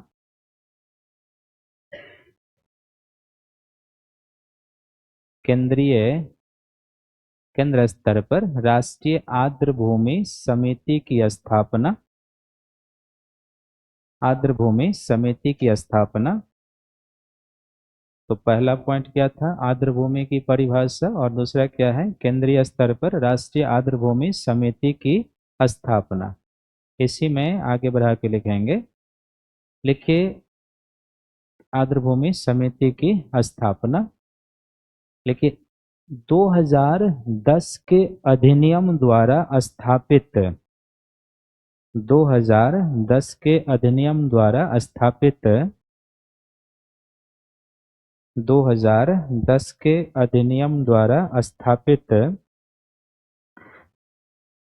2010 के अधिनियम द्वारा स्थापित राष्ट्रीय आर्द्र भूमि प्रबंधन प्राधिकरण का इसने स्थान ले लिया है। राष्ट्रीय आर्द्र भूमि प्रबंधन प्राधिकरण का इसने स्थान ले लिया है। किसने स्थान ले लिया है? समिति ने। 2010 द्वारा स्थापित 2010 के अधिनियम द्वारा स्थापित आर्द्र भूमि प्राधिकरण का स्थान ले लिया है। देखिए, इस कमेटी के निम्न कार्य हैं। इस कमेटी के या समिति के निम्न कार्य हैं। इस कमेटी या समिति के निम्न कार्य हैं। तो डैश देके पहला पॉइंट लिखिए, आर्द्र भूमि के संरक्षण और प्रबंधन हेतु आर्द्र भूमि के संरक्षण और प्रबंधन हेतु केंद्र सरकार को आर्द्र भूमि के संरक्षण और प्रबंधन हेतु केंद्र सरकार को नीतिगत सलाह देना। नीतिगत सलाह देना। नीतिगत सलाह देना। दूसरा, आर्द्र भूमि प्राधिकरण के काम काज की समीक्षा करना। आर्द्र भूमि प्राधिकरण यानी जो राज्य में है, आर्द्र भूमि प्राधिकरण के काम काज की समीक्षा करना। तीसरा, राज्य प्राधिकरण को उसके कार्यों में सहयोग करना। राज्य प्राधिकरण को उसके कार्यों में सहयोग करना। राज्य प्राधिकरण को उसके कार्यों में सहयोग करना। चौथा, भारतीय आर्द्र भूमि को रामसर स्थल की मान्यता के लिए भारतीय आर्द्र भूमि को रामसर स्थल की मान्यता के लिए चिन्हित करना और भेजना। रामसर स्थल की मान्यता के लिए चिन्हित करना और भेजना। चिन्हित करना और भेजना। इस लाइन का अर्थ समझ गए? यानी कि जैसे आज के डेट में भारत में 98 रामसर स्थल है ना? तो 98 रामसर स्थल है। तो जो भारत का 98 रामसर स्थल है, तो कौन सा भारत का वेटलैंड रामसर स्थल की मान्यता के लिए जाएगा, उसकी पहचान और चिन्हित करने की जिम्मेदारी और उसको भेजने की जिम्मेदारी किसके ऊपर है? प्राधिकरण के पास है। यहाँ पर आप ये ध्यान में रखिए कि सभी रामसर स्थल आर्द्रभूमि हो सकते हैं, लेकिन सभी आर्द्रभूमि रामसर स्थल नहीं होंगे। हम रामसर स्थल उसी आर्द्रभूमि को कहेंगे जिसको रामसर संधि के तहत लिस्टेड कर लिया है, वो रामसर स्थल है। बाकी क्या है? आर्द्रभूमि। तो भारत की कौन सी आर्द्रभूमि रामसर स्थल के लिए मान्यता के लिए जाएगी, वो पहचान करना किसके पास जिम्मेदारी है? समिति के पास ही है। तो दूसरा इसमें क्या था? समिति। तीसरा लिखेंगे राज्य स्तर पर, राज्य स्तर पर, तीसरा राज्य स्तर पर राज्य आर्द्रभूमि, राज्य स्तर पर राज्य आर्द्रभूमि प्रबंधन प्राधिकरण, राज्य आर्द्रभूमि प्रबंधन प्राधिकरण की स्थापना, राज्य स्तर पर राज्य आर्द्रभूमि प्रबंधन प्राधिकरण की स्थापना। उसी में आगे बढ़ते हुए लिखे इस प्राधिकरण के निम्न कार्य हैं, इस कार्यक्रम के निम्न कार्य हैं, इस कार्यक्रम के या इस प्राधिकरण के निम्न कार्य हैं। तो डैश दे के पहला, राज्य में आर्द्रभूमि के संरक्षण, राज्य में आर्द्रभूमि के संरक्षण, राज्य में आर्द्रभूमि के संरक्षण और प्रबंधन की योजना बनाना, राज्य में आर्द्रभूमि के संरक्षण और प्रबंधन की योजना बनाना, योजना बनाना। दूसरा, आर्द्रभूमि के क्षेत्र में क्या होगा, क्या नहीं होगा, आर्द्रभूमि के क्षेत्र में क्या होगा, क्या नहीं होगा, उसके संबंध में, आर्द्रभूमि के क्षेत्र में क्या होगा, क्या नहीं होगा, उसके संबंध में आवश्यक, उसके संबंध में आवश्यक दिशा निर्देश जारी करना, उसके संबंध में आवश्यक दिशा निर्देश जारी करना। तो तीसरा ये हो गया। चौथा इसमें क्या था? चौथा लिखिए आर्द्रभूमि का, चौथा पॉइंट, आर्द्रभूमि का डिजिटाइजेशन, आर्द्रभूमि का डिजिटाइजेशन। तो इसमें लिखेंगे लिखिए योजना लागू होने के, पहला पॉइंट डिजिटाइजेशन में पहला पॉइंट देखिए, योजना लागू होने के, योजना लागू होने के, योजना लागू होने के 6 महीने के अंदर, योजना लागू होने के 6 महीने के अंदर आर्द्रभूमि का डिजिटल रिकॉर्ड तैयार करना, आर्द्रभूमि का डिजिटल रिकॉर्ड तैयार करना।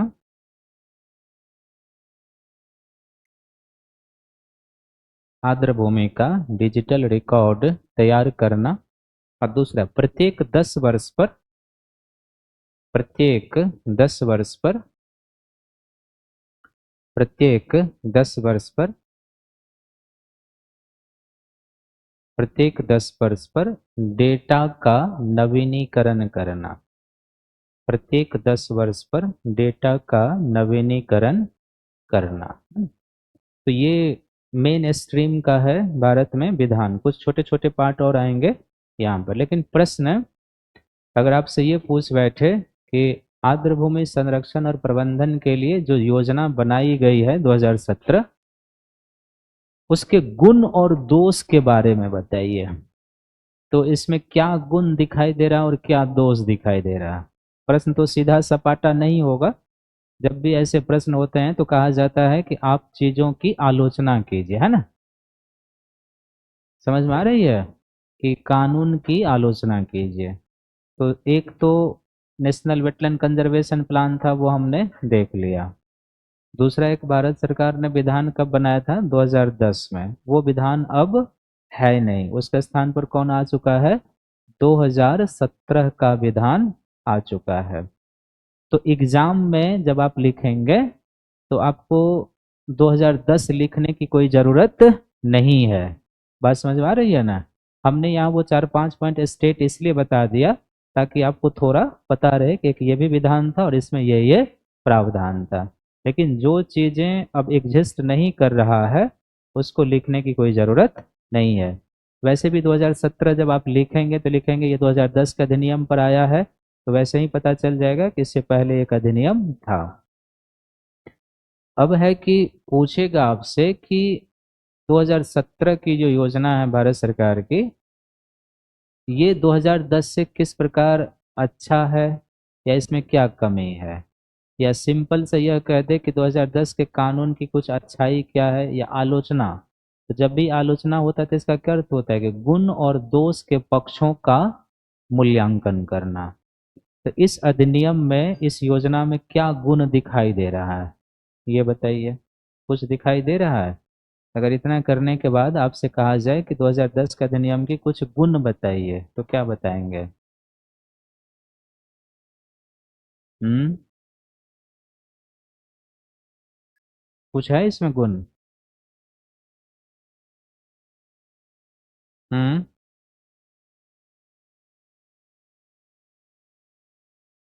हम्म। एक विशेषता क्या है कि आर्द्र भूमि के डिजिटाइजेशन की बात है ना? उसके नवीनीकरण की बात है। तो इससे क्या होगा कि हमें पता चलते रहेगा कि आर्द्र भूमि के क्षेत्र में अतिक्रमण हो रहा है या नहीं हो रहा है। दूसरा, अच्छाई बताइए। वो तो 10 वाला में था, इसमें तो वर्गीकरण है ही नहीं 17 में। राज्य स्तर पर प्राधिकरण है, तो उससे क्या विशेषता है? उससे क्या है मतलब, राज्य प्राधिकरण तो है लेकिन उसमें गुण क्या है? विधान में ऑल ओवर गुण क्या है? तो फिर तो आप कहेंगे केंद्र स्तर पर कमेटी है, वो भी गुण है। वो तो प्रावधान है इसका।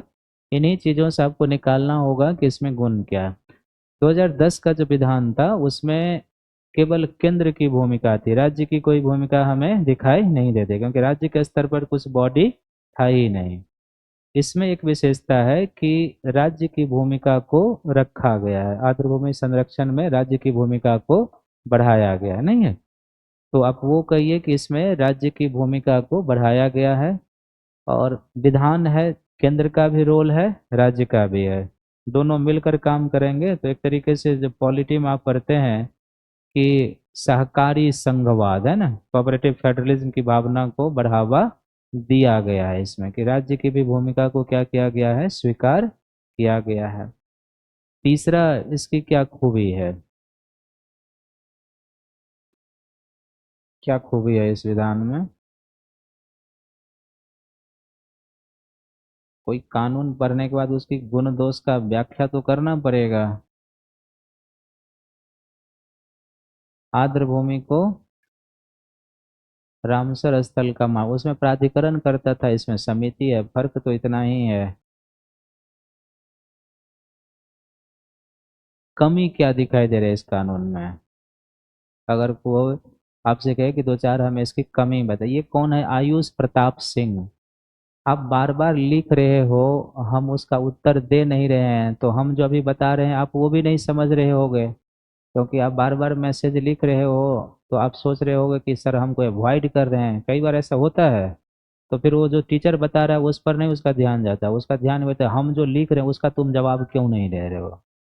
अब ये लिख रहे हैं कि तटीय क्षेत्रों में पेट्रोलियम की खोज की स्थिति में क्या भारत ऊर्जा आवश्यकता इन वनों की कटाई अब तटीय दोहन की अनुमति देगा या पारिस्थितिकी संरक्षण को? ऐसी स्थिति जब भी इथिक्स में पढ़ते हैं ना आप, इथिकल डायलोमा, आप पढ़े होंगे या पढ़ेंगे। तो जब इथिकल डायलोमा वाला है कि एक तरफ पर्यावरण का संरक्षण है और बनाम विकास है, तो अगर दोनों में से एक चूज करना होगा तो हम पर्यावरण संरक्षण चुनेंगे। कई बार ऐसा होता है ना कि एक ही चुनना है, तो हम पर्यावरण संरक्षण चुनेंगे, और नहीं तो हम फिर क्या करेंगे, बीच का रास्ता लेंगे कि विकास भी जरूरी है और पर्यावरण का संरक्षण भी जरूरी है। क्योंकि अगर हम पर्यावरण का संरक्षण नहीं करेंगे तो क्या होगा, पर्यावरण का अति दोहन होगा, फिर वो प्राकृतिक आपदा आएगी और उससे हमें ही क्या होगा, नुकसान होगा।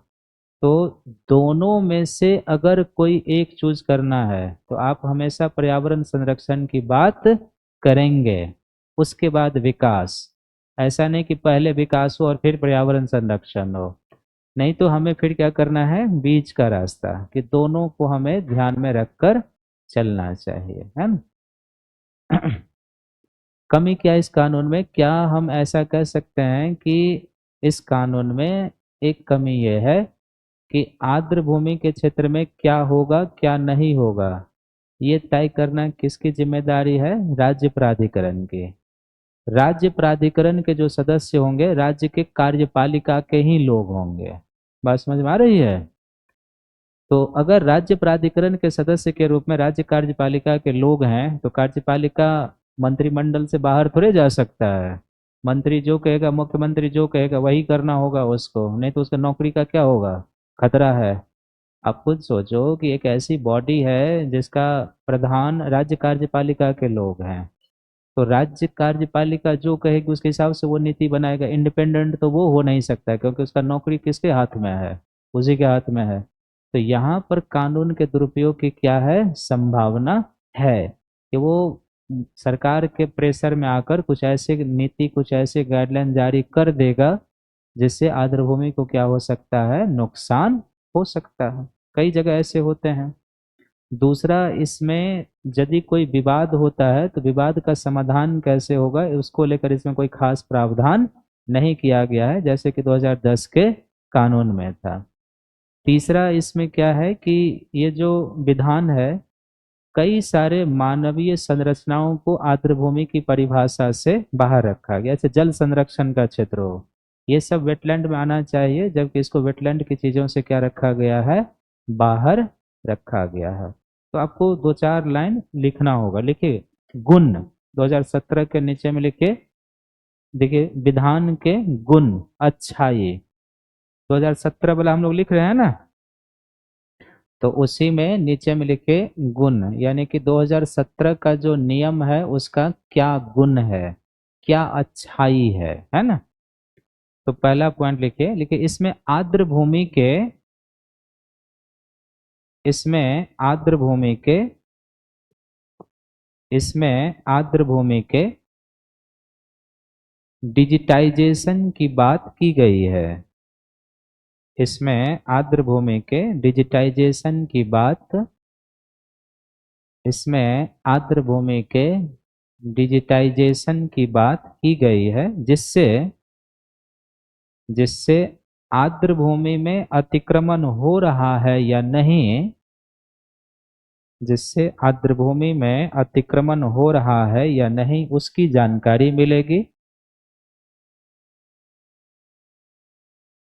उसकी जानकारी मिलेगी, उसकी जानकारी मिलेगी। दूसरा पॉइंट लिखिए, इस कानून में राज्यों की भूमिका को बढ़ाया गया है। इस कानून में राज्यों की भूमिका को बढ़ाया गया है। इसमें राज्यों की भूमिका को बढ़ाया गया है, अर्थात सहकारी संघवाद, अर्थात सहकारी संघवाद, अर्थात सहकारी संघवाद को बढ़ावा दिया गया है, अर्थात सहकारी संघवाद को बढ़ावा दिया गया है, सहकारी संघवाद को बढ़ावा दिया गया है। लिखेंगे दोष, यानी कानून में कमी क्या है, दोष क्या है। तो दोष में पहला पॉइंट लिखेंगे, दोष में पहला पॉइंट लिखिए। देखिए, इसमें आर्द्र भूमि का वर्गीकरण नहीं किया गया है। इसमें आर्द्र भूमि का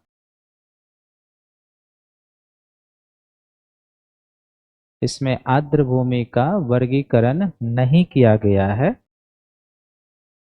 जैसा कि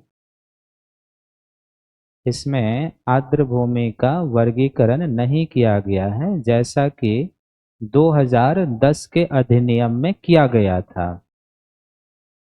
जैसा कि 2010 के अधिनियम में किया गया था। जैसा कि 2010 के अधिनियम में किया गया था। दूसरा पॉइंट, आर्द्र भूमि के क्षेत्र में क्या होगा? दूसरा पॉइंट, आर्द्र भूमि के क्षेत्र में क्या होगा? आर्द्र भूमि के क्षेत्र में क्या होगा और क्या नहीं होगा? आर्द्र भूमि के क्षेत्र में क्या होगा और क्या नहीं होगा? क्या होगा और क्या नहीं होगा, यह तय करना राज्य प्राधिकरण का कार्य है। यह तय करना राज्य प्राधिकरण का कार्य है। राज्य प्राधिकरण का कार्य है, जिसमें कार्यपालिका के सदस्य होते हैं। जिसमें कार्यपालिका के सदस्य होते हैं। जिसमें कार्यपालिका के सदस्य होते हैं। जिसमें कार्यपालिका के सदस्य होते हैं। अतः कानून के दुरुपयोग की संभावना है। अतः कानून के दुरुपयोग की कानून के दुरुपयोग की संभावना है। मिसयूज की संभावना है। तीसरा, देखिए, इस विधान में आर्द्र भूमि को लेकर इस विधान में आर्द्र भूमि को लेकर इस विधान में आर्द्र भूमि को लेकर यदि कोई विवाद होता है, इस विधान में आर्द्र भूमि को लेकर यदि कोई विवाद होता है तो उसका समाधान कैसे होगा? उसका समाधान कैसे होगा? उसका समाधान कैसे होगा? उस पर यह कानून मौन है, कुछ नहीं कहता है। उस पर यह कानून मौन है। क्लियर है? नीचे में एक और लिखी हेडिंग, अन्य प्रयास, यानी राष्ट्रीय स्तर पर जो आर्द्रभूमि संरक्षण के लिए किए जा रहे हैं उसमें अन्य प्रयास। इसमें एक है अमृत धरोहर योजना। अमृत धरोहर योजना। तो अमृत धरोहर योजना है, ये भी एक बार आप चेक कर लीजिएगा। 2023-24 के बजट में आया था। 2023-24 के बजट में आया था। किसके लिए? तो आर्द्र भूमि के संरक्षण, आर्द्र भूमि के संरक्षण एवं प्रबंधन हेतु, आर्द्र भूमि के संरक्षण एवं प्रबंधन हेतु। दूसरा, कार्बन सिंक का विस्तार हेतु, कार्बन सिंक का विस्तार हेतु, कार्बन सिंक का विस्तार हेतु। चौथा, पारिस्थितिकीय पर्यटन, पारिस्थितिकीय पर्यटन, पारिस्थितिकीय पर्यटन। और पांचवा, आजीविका सृजन, आजीविका सृजन, है ना। तो प्रीलिम्स में आपसे डायरेक्ट पूछ बैठेगा अमृत धरोहर योजना किससे संबंधित है।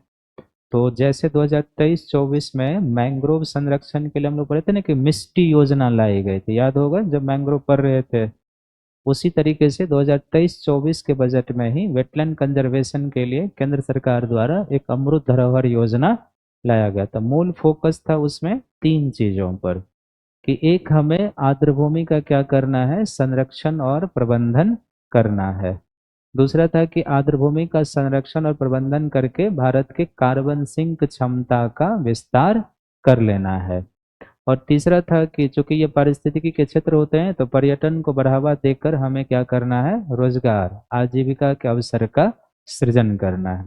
तो एक लाइन में भी हो सकता है कि अमृत धरोहर योजना क्या है, थोड़ा करंट है तो पूछ सकता है कि अमृत धरोहर योजना के बारे में क्या सही है और क्या गलत है, पहला स्टेटमेंट, दूसरा, इस तरीके से पूछे जा सकते हैं। दूसरा लिखेंगे अन्य प्रयास में, लिखेंगे मिशन सहभागिता। मिशन सहभागिता। मिशन सहभागिता। मिशन सहभागिता लिखिए। इसके तहत आर्द्रभूमि के संरक्षण और प्रबंधन में, इसके तहत आर्द्रभूमि के संरक्षण और प्रबंधन में जन भागीदारी, आर्द्रभूमि के संरक्षण और प्रबंधन में जन भागीदारी, जन भागीदारी को बढ़ावा देना है। जन भागीदारी को बढ़ावा देना है। जन भागीदारी को बढ़ावा देना है। तीसरा, आर्द्रभूमि, आर्द्रभूमि संरक्षण एवं प्रबंधन केंद्र, आर्द्रभूमि संरक्षण एवं प्रबंधन केंद्र, आर्द्रभूमि संरक्षण एवं प्रबंधन केंद्र। आर्द्रभूमि संरक्षण एवं प्रबंधन केंद्र, इसमें लिखिए, लिखिए यह चेन्नई में अवस्थित है। यह चेन्नई में अवस्थित है। चेन्नई में अवस्थित है। दूसरा पॉइंट लिखिए, इसके निम्न कार्य हैं। इसके निम्न कार्य हैं। इसके निम्न कार्य हैं, तो डैश दे के पहला, आर्द्रभूमि के क्षेत्र में शोध और अनुसंधान। आर्द्रभूमि के क्षेत्र में शोध और अनुसंधान। आर्द्रभूमि के क्षेत्र में शोध और अनुसंधान। दूसरा, नीति निर्माण में सहयोग। दूसरा, नीति निर्माण में सहयोग। दूसरा, नीति निर्माण में सहयोग। तीसरा, आर्द्रभूमि के क्षेत्र में या आर्द्रभूमि संरक्षण के क्षेत्र में, आर्द्रभूमि संरक्षण के क्षेत्र में, आर्द्रभूमि संरक्षण के क्षेत्र में क्षमता विकास। आर्द्रभूमि के संरक्षण के क्षेत्र में क्षमता विकास पूछेगा इस पर प्रश्न, ये ध्यान रखेंगे। तो मेंस में जब जाएंगे ना तो इस सबको एक में लपेट लेना है। जैसे निष्कर्ष में जाएंगे ना, तो जैसे हम मेन विधानों की चर्चा, यदि प्रश्न ऐसा है कि आर्द्रभूमि के संरक्षण और प्रबंधन के लिए भारत सरकार के किए गए प्रयासों का उल्लेख कीजिए, तो थोड़ा सा चर्चा किसकी करेंगे, राष्ट्रीय वेटलैंड कंजर्वेशन प्लान का। बहुत डिटेल में नहीं जाएंगे क्योंकि सबके बारे में आना है। अब वो कार्यक्रम किस में कन्वर्जन हो गया वो उसी में लिंक होके आ जाएगा। तो जो नेशनल वेटलैंड कंजर्वेशन प्लान है ना, इसको आपको 20-25 शब्दों में फिनिश करना होगा। फिर आप आ जाएंगे कहाँ पे, 2017 के विधान पे। तो 2017 को थोड़ा सा डिटेल में जाएंगे क्योंकि ये क्या है, एग्जिस्टिंग विधान है, तो उसके पूरे पार्ट को लिखेंगे। फिर जाएंगे, इसके अलावा आर्द्रभूमि संरक्षण के लिए कुछ अन्य पहलकारी प्रबंधनकारी प्रयास किए गए हैं, जैसे अमृत धरोहर योजना जिसके तहत ये है, मिशन सहभागिता जो मुख्य क्या है, जन भागीदारी बढ़ाने पर आर्द्र भूमि संरक्षण केंद्र है ये है, तो बहुत छोटे से पार्ट में उसको कवर कर लेना है। तो इस पर भी अब मान लीजिए एक प्रश्न ये भी हो सकता है ना कि इनमें से कौन से कार्यक्रम जो है वेटलैंड कंजर्वेशन से जुड़े हुए हैं या फिर नहीं जुड़े हुए हैं, तो यहीं से कुछ कुछ उठाएगा और आपसे पूछे जाएंगे। तो राष्ट्रीय स्तर पर हम लोग चले कहाँ से थे, एक बार रिपीट कर लेते हैं। शुरुआत कहाँ से हुई थी कि हमारे यहाँ आर्द्रभूमि संरक्षण और प्रबंधन के लिए एक क्या है, नेशनल वेटलैंड कंजर्वेशन प्लान अपनाया गया था। कब अपनाया गया था? हाँ, तो वो है, उसमें क्या क्या चीजें हैं, बिल्कुल वो कॉन्सेप्चुअल है, ध्यान में रखना होगा।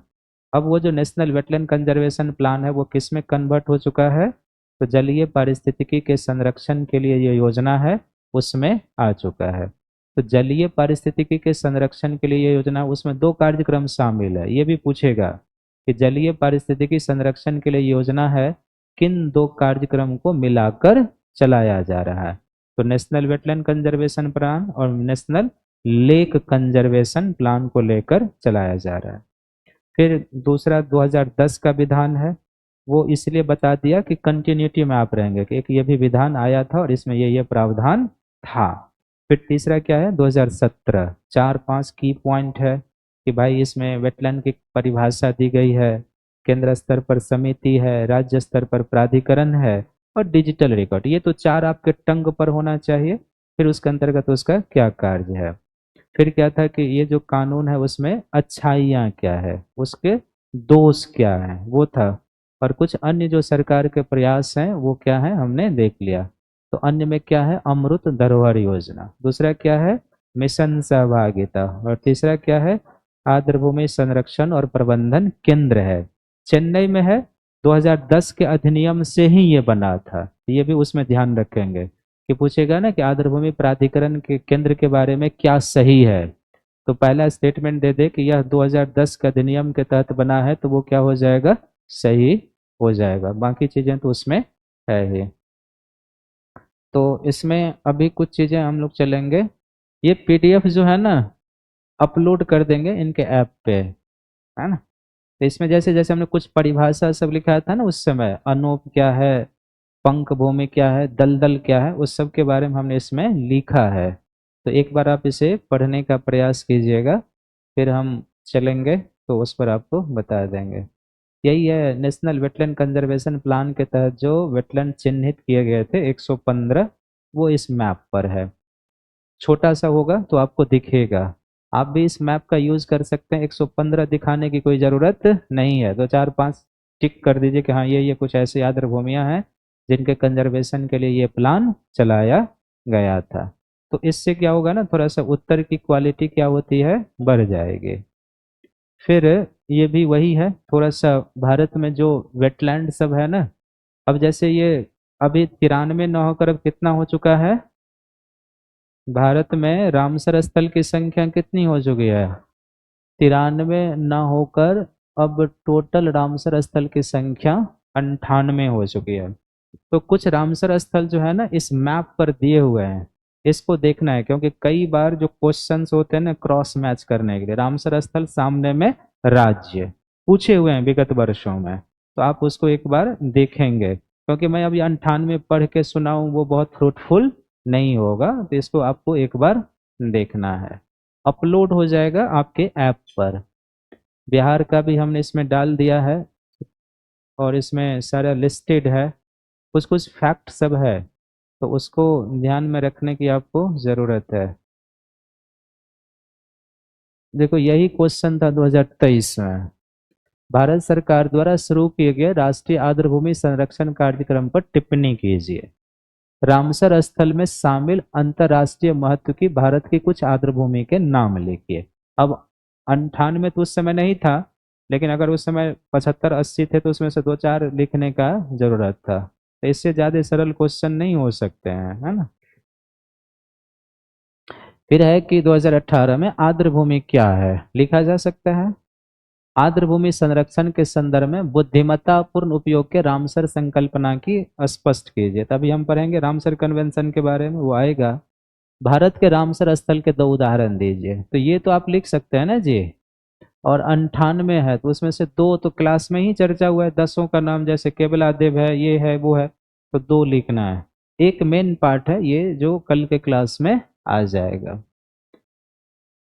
ये प्रश्न है, अभी आपसे बनेगा नहीं, आप जब इस पीडीएफ को पढ़ेंगे। 2024 में पूछा था ये क्वेश्चन कि निम्नलिखित में से एक विश्व की सबसे बड़ी उष्णकटिबंधीय पीठभूमि है, तो जो जीवाश्म ईंधन से होने वाले लगभग 3 वर्ष के वैश्विक कार्बन उत्सर्जन को धारण करता है और जिसके संभाव्य विनाश से वैश्विक जलवायु पर प्रतिकूल प्रभाव हो सकता है, वो पीटलैंड कौन सा है?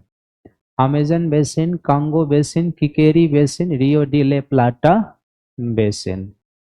तो इसमें है पीटलैंड के बारे में लिखा हुआ, आप एक बार देखेंगे। ये इक्वेटोरियल रेन फॉरेस्ट का जो कांगो बेसिन अफ्रीका में है, वो इसका होगा उत्तर। ये बताइए क्या होगा इसका उत्तर? ये पूछा हुआ प्रश्न है सिविल सेवा के कि यदि वर्षा वन और उष्णकटिबंधीय वन पृथ्वी के फेफड़े हैं तो निश्चित आर्द्रभूमियां इसके गुर्दे की तरह काम करती है। निम्नलिखित में से आर्द्रभूमि का कौन सा एक कार्य उपयुक्त कथन को सर्वोत्तम रूप से प्रतिबिंबित करता है? इसके सभी स्टेटमेंट सही हैं आर्द्रभूमि के संदर्भ में, लेकिन वो क्या लगा दिया है? सबसे उत्तम, सर्वोत्तम रूप से। तो क्या होगा इसका उत्तर? पढ़िए और उत्तर बताइए क्या होगा।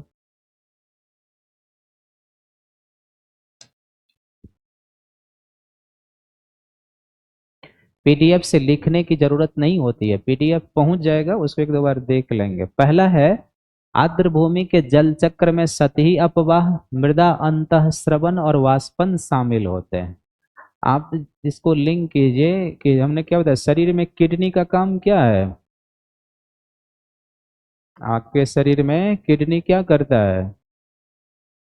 टॉक्सिक पदार्थ को फिल्टर करता है। तो उस तरीके से सोचिए ना कि इसमें कौन ऐसा चीज है जो प्रदूषण या टॉक्सिक को फिल्टर कर रहा है?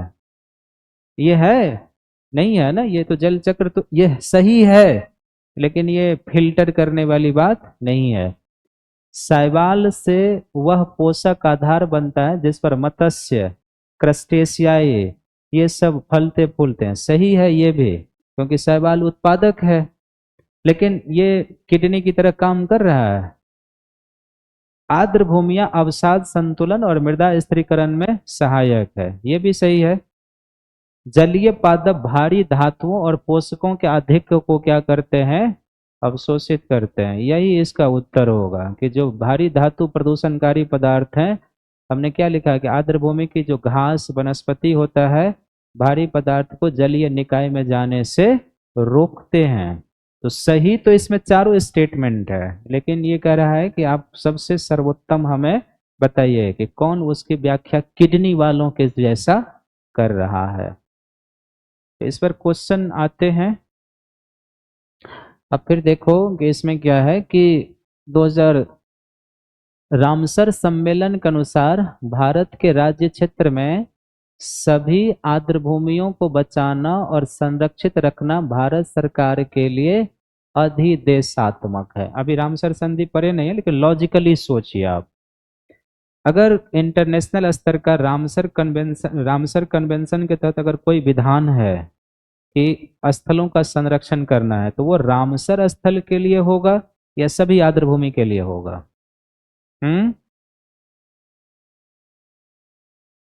अगर वो कानून रामसर स्थल के लिए है तो सभी पर लागू होगा?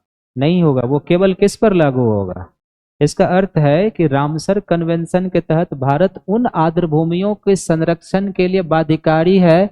They have got Ramsar site. उस 98 स्थल के संरक्षण के लिए भारत क्या है? बाध्यकारी है, क्योंकि इस संधि के तहत आपको वित्तीय तकनीकी सहायता मिलती है। तो वो किसके लिए देगा? रामसर साइट के लिए। भारत की जो अन्य आर्द्र भूमियां उसके लिए तो नहीं देगा ना जी। तो इसका स्टेटमेंट ये क्या होगा? गलत है। कोई बाध्यकारी नहीं है कि भारत हर एक आर्द्र भूमि का संरक्षण करे, वो जरूरी नहीं है। आर्द्र भूमि संरक्षण प्रबंधन अधिनियम 2010 भारत सरकार ने रामसर सम्मेलन की संस्तुतियों के आधार पर बनाए थे। ये कोई जरूरी नहीं था, भारत सरकार ने अपने यहाँ आर्द्र भूमि के संरक्षण के लिए, उसमें कहीं पर हमने मेंशन कराया है कि रामसर संधि के द्वारा लाया गया था, वो तो अपने यहाँ के आर्द्र भूमि के संरक्षण और प्रबंधन के लिए भारत सरकार ने लाया था। तो ये स्टेटमेंट भी क्या होगा, गलत। आर्द्र भूमि संरक्षण और प्रबंधन अधिनियम 2010 आर्द्र भूमि के अपवाह क्षेत्र, जलग्रहण क्षेत्र को भी सम्मिलित करते हैं, जैसे कि प्राधिकार द्वारा निर्धारित। तो ये लाइन क्या है, आर्द्र भूमि की परिभाषा को बता रहा है, नहीं है। क्या कह रहा है कि आर्द्र भूमि में अपवाह क्षेत्र यानी कि जो जल प्रवाहित है, या जलग्रहण क्षेत्र जो रेन वाटर हार्वेस्टिंग या जल संचय का क्षेत्र है, को भी सम्मिलित करते हैं, जैसा कि प्राधिकरण। 2010 और 17 के विधान में यही अंतर है, उसमें भी परिभाषा, इसमें भी परिभाषा। इसमें इस तरह के चीजों को शामिल किया गया है, जलग्रहण क्षेत्र को शामिल किया गया, लेकिन 2017 में जैसे कृषि भूमि होती है, जलग्रहण क्षेत्र होता है, उसको वेटलैंड के रूप में शामिल नहीं किया गया है। तो केवल और केवल क्या हो जाएगा, तीसरा ही इसमें सही होगा, बाकी दोनों इसमें क्या है, गलत है। फिर एक है देखो मिलाने वाला है, अब 98 वाला है। देखो एक तरफ के आर्द्र भूमि झील और कहाँ पर होकारसर, क्या है पंजाब में, रेणुका आर्द्र भूमि हिमाचल प्रदेश, रुद्रसागर त्रिपुरा, शास्ता को। देखो कई बार क्या होता है ना कि अगर आपने फिजिकल भूगोल को भी पढ़ा है और उन चीजों को ध्यान में रखा है तो लिंक तो बनता है। जैसे अब आपको पता नहीं है, लेकिन आपने जब मलाबार तट पढ़ा तो पढ़ाया गया कि केरल के मलाबार तट पर अष्टमुदी, बेम्बानाद, सस्टाको और पुनप्पा मदा जैसे झील पाए जाते हैं। क्या लाइन हमने यूज किया, केरल के तटों पर बेम्बानाद, अष्टमुदी, पुनप्पा मदा और सस्टाको जैसे झील पाए जाते हैं। तो ये स्टेटमेंट क्या है, गलत। ये तमिलनाडु में झीलें नहीं है, आपको पता नहीं है, लेकिन अगर आपने फिजिकल भूगोल पढ़ा है तो लिंक है। तो ये तो यहाँ पर नहीं होगा, ठीक है। होकारसर भूमि कहाँ पर है, ये जम्मू कश्मीर में होगा। हम देखना है, एक बार चेक कर लेना, ये दोनों सही होना चाहिए। रेणुका झील हिमाचल प्रदेश और रुद्रसागर त्रिपुरा, ये दोनों वेट रामसर स्थल है भारत का। तो वो आपको देखना पड़ेगा, पूछेंगे क्वेश्चन। तो इस तरीके के क्वेश्चन आए हुए हैं।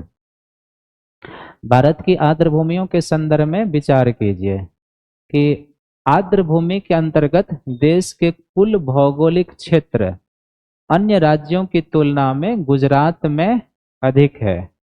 हमने डेटा दे दिया है, इसमें पीडीएफ जाएगा, उस पर लिखा हुआ है। भारत में तटीय आर्द्र भूमि का कुल भौगोलिक क्षेत्र आंतरिक आर्द्र भूमि के कुल भौगोलिक क्षेत्र से अधिक है।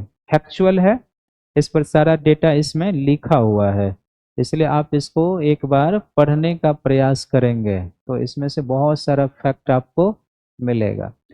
गुजरात राज्य में देश में आर्द्र भूमि के अंतर्गत सबसे बड़ा क्षेत्र है। राज्य के भौगोलिक क्षेत्र का लगभग इतना वेटलैंड है। देश में कुल आर्द्र भूमि का क्षेत्र इतना है। गुजरात को आर्द्र भूमियों की भूमि कहते हैं। तो सारा फैक्चुअल क्वेश्चन जो भी है ना, इस पर है, पढ़ेंगे सारे मिल जाएंगे। भारत का सबसे छोटा रामसर साइट, सबसे बड़ा रामसर साइट, सारी चीजें इसमें दी गई। भारत में अंतःस्थलीय आर्द्र भूमि का कुल क्षेत्रफल इतना है, जो देश के लगभग भौगोलिक क्षेत्र का इतना है। तो अंतःस्थलीय ज्यादा है और तटीय क्या है, कम है।